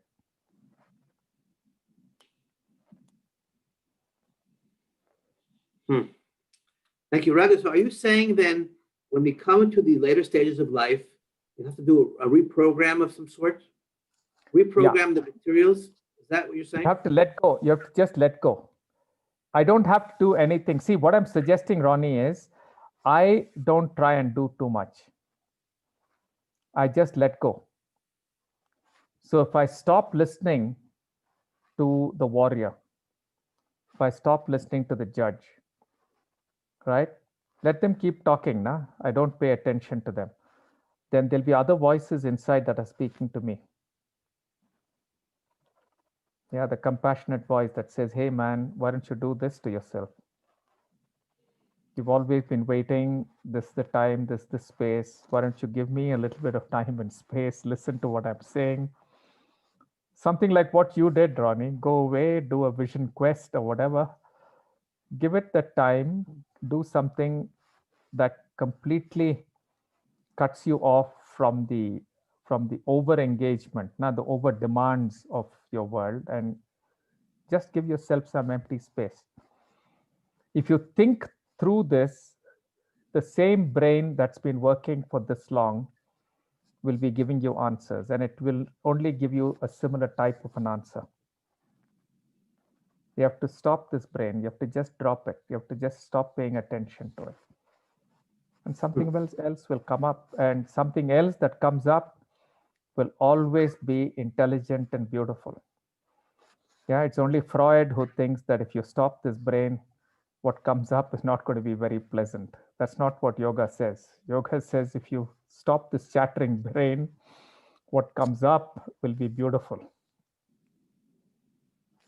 Thank you, Raghu. And I can vouch for that.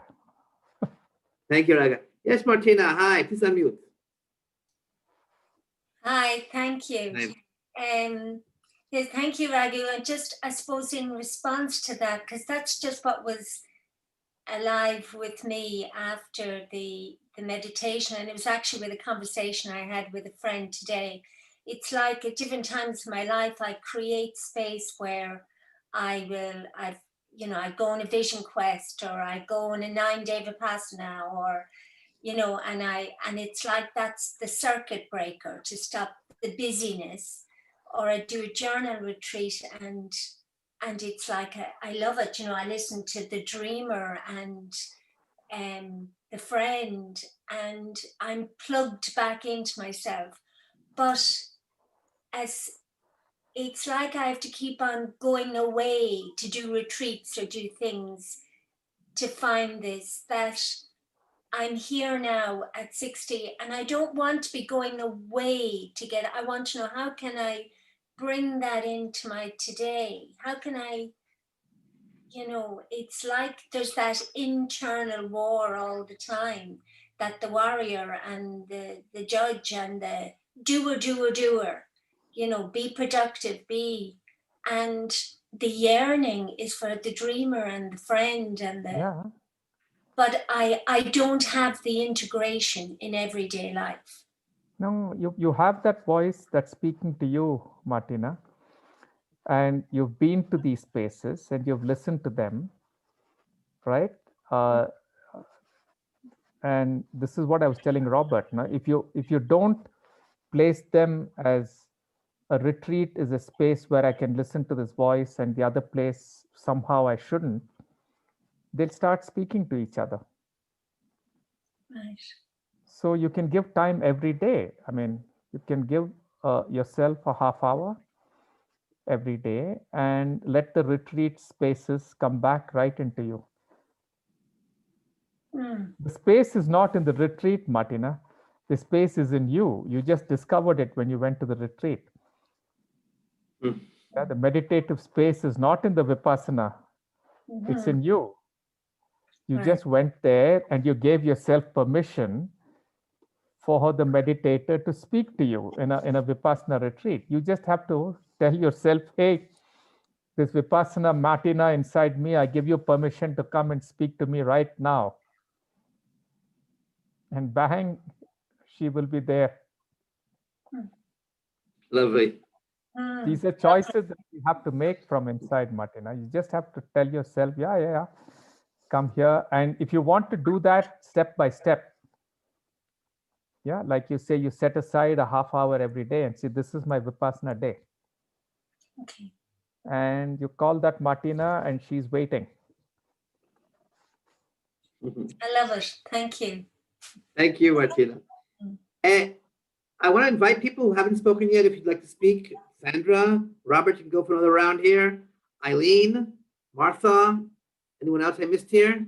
Karen, you can come as well. Rosemary, we got a few minutes, so if you have anything you want to ask or comment, this is the time. You don't have to. I would also like to invite Cindy too, if she has a question, Sure, because I know Cindy. Cindy does some of this work on her own. Hi, Cindy. You're in the back office there. Well, I think, Raghu, I am actually Chinese originally. I'm from Taiwan. So I grew up in Chinese culture, in some ways similar to what India, is. And so 60 actually in Chinese is the years of entering, we call it their sagehood, the elders. So it's a big celebrations of when we're stepping in there. And just like what you say, Raghu, just a comment is between 60 and 70, I like what you say, is that you spend 1 hour energy, it requires 1.5 hours to slow down. And it is pretty true, actually, for me. I don't know about the Western worlds, but my husband and I actually have a 2 different paths. And he could not understand, he is a Westerner, he could not understand why it would take me so much time to rest after I play pickleball for 1 hour. And that's just my body, tell me to start to living slowly. And I think we need to understand that. And that's just different about the Western culture and Eastern culture. So just want to make a comment for that. Thank you. Thank you, Cindy. So any other comments or questions? Well, I'd like maybe to summarize a little bit, Raghu, okay? And then we'll maybe take any last comments from Raghu, any short takeaways from here. Maybe Rosemary wants to say a few things at the end. So first of all, we're really appreciative of having this workshop with you guys. It's a first for saging. It's a first for us together, by the way.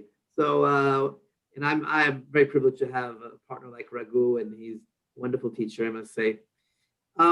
What we tried to do here at the very early part of this workshop was to talk about what yoga isn't. What yoga isn't and what it is. Because we have this barrier. Everyone thinks yoga is doing these, this hop, skips, and jumps, and it's also good, but not the yoga we're talking about here. And it's really not the yoga of the mind, the yoga about aging consciously. Took us into after learning a bit about Raghu and his background, which is fascinating, took us into the concepts or the 4 dimensions of what's a good life. How do you build a good life throughout your life? Talking about Dharma and Artha and Karma and Moksha, the 4 principles. We won't go into that. You have it. We then went into the idea of the threshold ceremony and the husband and wife talking to each other at 60. But it was a very cool idea. Also about the dialogue with time. Time is suddenly your partner. We talked to them. Then went into the concept of the 4 shramas, the 4 stages of life, and what they mean and why were they chosen to be the way they were, with an emphasis on the last 2 stages, the Vanaprastha and the Sannyasi, not just by chance, but because that's what we're about when we're aging, I think, and how to make those periods of life very, very meaningful. And then Raghu led us through a very, very exciting, or I'd say profound meditation that may have been long for some people, 30 minutes to sit around, and not everyone does that. Some people here may, but not everyone is used to that. But it's not just a body scan. We might have done body scans before, those who've been around Vipassana or meditation. But actually, what I loved about that, Raghu, is, and Rosemary, you say this all the time, is gratitude and blessing. Those 2 words that come up in saging all the time. To be grateful to every part of your body, to bless them, and to ask for forgiveness if we haven't been good to that part. So it's a very simple concept, and you'll get the recipe, Judith. But it's so important, because when do we stop and actually say thank you and please ask forgiveness from your left toe and from your right ear? We don't do that. I think it was a wonderful meditation. And then we had this little question and answer period, which I think was very meaningful to hear what your questions were and what you wanted to share with us here. So Raghu, you want to add before we go around and have a quick round here?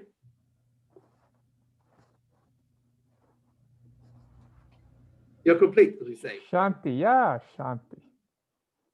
Thank you, Raghu, for coming here and doing this with us. Let's go around the room. No, it's wonderful. I'm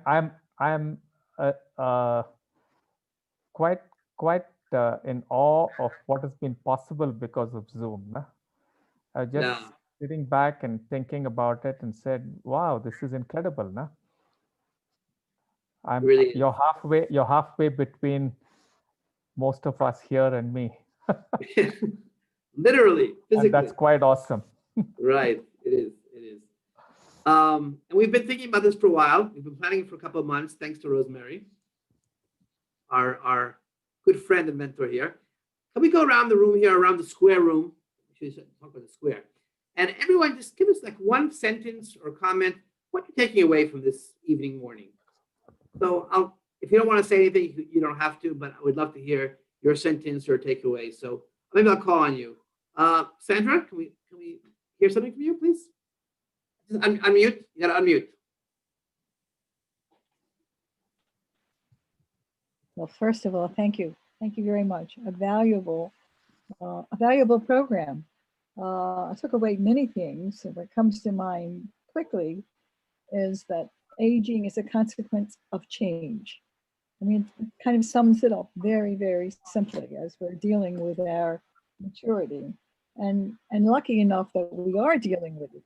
And then the other is, I certainly appreciate just the last few statements that he gave on how to really get in touch with your inner self, how to awaken the dreamer in you. I thought, how do I hear those inner voices? Quite valuable. Thank you very much. Thank you, Sandra. Thank you. Thank you. Judith, please. A wonderful reminder. I think we have to remind ourselves and be reminded of stuff that's there anyhow, but we forget. And I am a storyteller, by the way. I've been leading a story writing group for 20 years now, and Ronnie knows that as well. It was a delicious time, and I thank you very much. Thank you, Judith. Thank you. Rosemary, sentence, please. Well, I have to follow Sandra because aging is a consequence of change. To me, words are so powerful, and when you use the words in a different way, it just has a different kind of an impact on me. And I do want to make more than one sentence because what I want to do is when I journal, I'm going to call forth one of my personas, like the dreamer, and just give my dreamer permission to write in my journaling activity and no one else. I think that's the way to do it. And thank you. Thank you, Rosemary. Cindy, do you want to say something? Well, this year I am entering the forest dweller. And so I'm really into the Chinese elderhood. So I'm really looking forward to the next 10 years from 60 to 70 years. It's a very, I'm expecting a very a good ride and good journey. And I like what you say, Raghu, is actually we are what we eat. Nice. And you have to remind yourself about it when you're 60, Cindy. Yeah, and so I think so that's what I'm saying. It's affirmations also, just to listen to this whole session. So, and I have spoken. Thank you, Cindy. Thank you. We have heard. Karen, can we see your takeaway here? Well, apparently I got in the forest sooner than I thought of, but I can backpedal. I have been through my work, and I mentioned this while we were doing our breakout. They've been offering a lot of mindfulness little seminars during lunch, and I've been attending them. But what this has offered me is a lot more perspective on how I can take that and make it about my mindfulness. I didn't connect it quite the same way because we didn't have the discussion prior to doing that. So while I understand mindfulness in a sense of, yes, you can explain it to me and I'll understand it, this is the first time I was actually able to do that. And it was quite a gift. And I'd like to thank you, Raghu, for taking this time with us, because this is something that I can carry back out of the forest before I go in too deep, and try to collect some of the mindfulness that I've missed over these years that'll give me back more of a journey and make it more meaningful. Wow, that's great, Karen. Very, very profound. Thank you. Eileen, are you there? That's someone, okay. Mary Lou, I don't know if she's there. I am here. Eileen, hi Eileen. Hi, I haven't seen you, so yeah. Thank you so much. I am, I guess, in the forest section. I'm about to turn 65 and probably soon to retire from a career in nursing. And I also am a yoga teacher, so I will probably stay with that. I actually do a chair yoga course with seniors, although not during pandemic. But I think this was really helpful as far as acceptance of where you are, to help you open that door to the next stage, to see how you can be valuable, how you can just be with the time as it is, without having to look back and regret anything. So kind of reminded me of all the ways you can still be valuable. Thank you, Eileen. Lovely. Mary Lou, I don't know if she's here. Right? Is she here? Martha, are you there? You never do know. There you go. Hello, Martha. Hi, yes, I'm here. I don't really have too much to say, but I just want to say thank you very much. It was very enlightening for me. Lovely. Yeah, I'm glad you were here. I couldn't figure it out by the Zoom. Okay. Robert, please tell us what you're taking away here. Okay. There you go, mate. Yeah. So, as you know, from my first question, I was struggling how, and I was talking to Martina in our group, how we integrate these practices into our Western lifestyle. And that's always been a struggle. And I think it's a struggle for all of us, for one extent to another. What I liked, and I think the biggest takeaway, and I've been a student of meditation for a long time, but never felt like I could always get to that state where I can block the rest out, get into the inner self. And I think the idea of getting in touch with your friend and getting out some of the conflicts, and so you can really focus on the good things and the gratitude in yourself was very helpful for me. And so I look forward to see how I can integrate that and how that can help me get to the next step. So thank you. Sounds great, Robert. Thank you. Martina, what's your takeaway, please? Yeah, I really feel that today's meeting was a divine intervention in my life. I was ready to hear what I heard today. And like I turned 60 this year, and just hearing, I think the framework, hearing a teaching that speaks to where I feel my life and my body wants to move anyway, that I do want to slow down, that I'm interested in the food and the world and how that interaction with me and my world is changing. And it's just so helpful to hear a teaching that supports what I feel innately is in happening in me anyway. And I really feel there was a part of me that you spoke directly to me, Raghu, that dreamer, she heard you, and yeah, the meditator heard you. So thank you. Wow, powerful. Thank you. And last but not least, I think we have Lorraine, yes? What's your takeaway, please, Lorraine? I'll try to, one takeaway is an appreciation for a truly authentic, informal, personal presentation about a worldview that is not as commonly heard in my world. So as a person who wants to learn from different perspectives and integrate them and discover the commonalities and the differences to celebrate, that's my takeaway, is an intercultural, respectful, and authentic experience. So thank you. Thank you, Lorraine. Thank you. Raghu, do you want to say anything else before we finish up here? Rosemary, do you want to say anything to wrap up here? I do. I want to thank everybody again for joining us. And I feel, we have the wisdom of our ancestors, and it's a legacy that you are still carrying through, Raghu.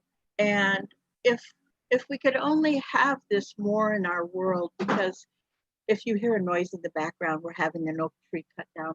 But I feel that life would be less confusing, with the theory and how you put it all together. And if we could live by the wisdom of people who brought it forth to us, it would just make life easier, I think. It gives us a pattern.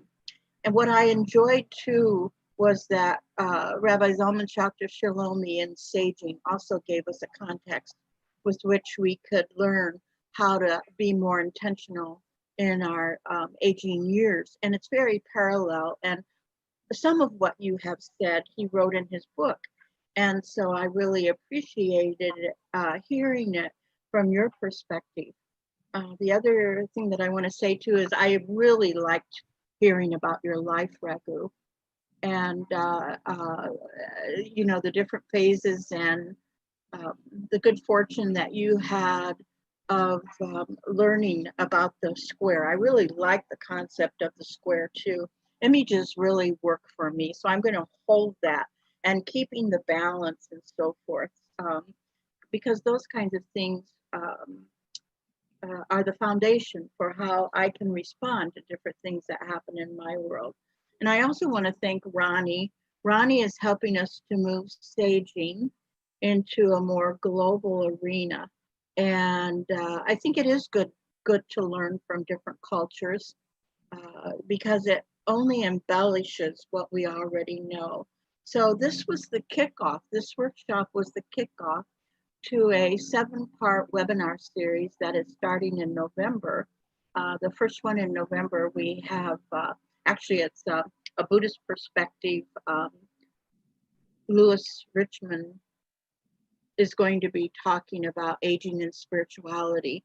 And I invite you to take a look at all of these, and I hope that you will attend as many as possible because Raghu, I see you as a master, and with the people that you've trained with, I'm so glad that we had you and that we could learn from you.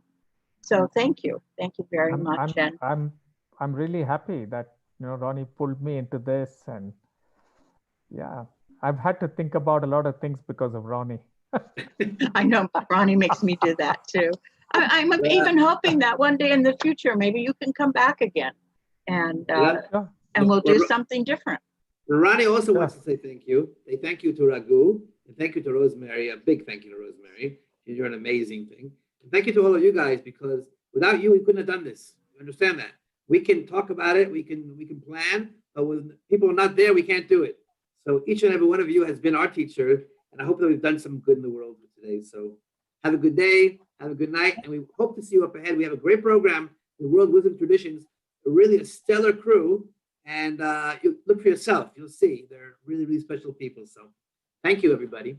Thank you. Thank you. Thank you.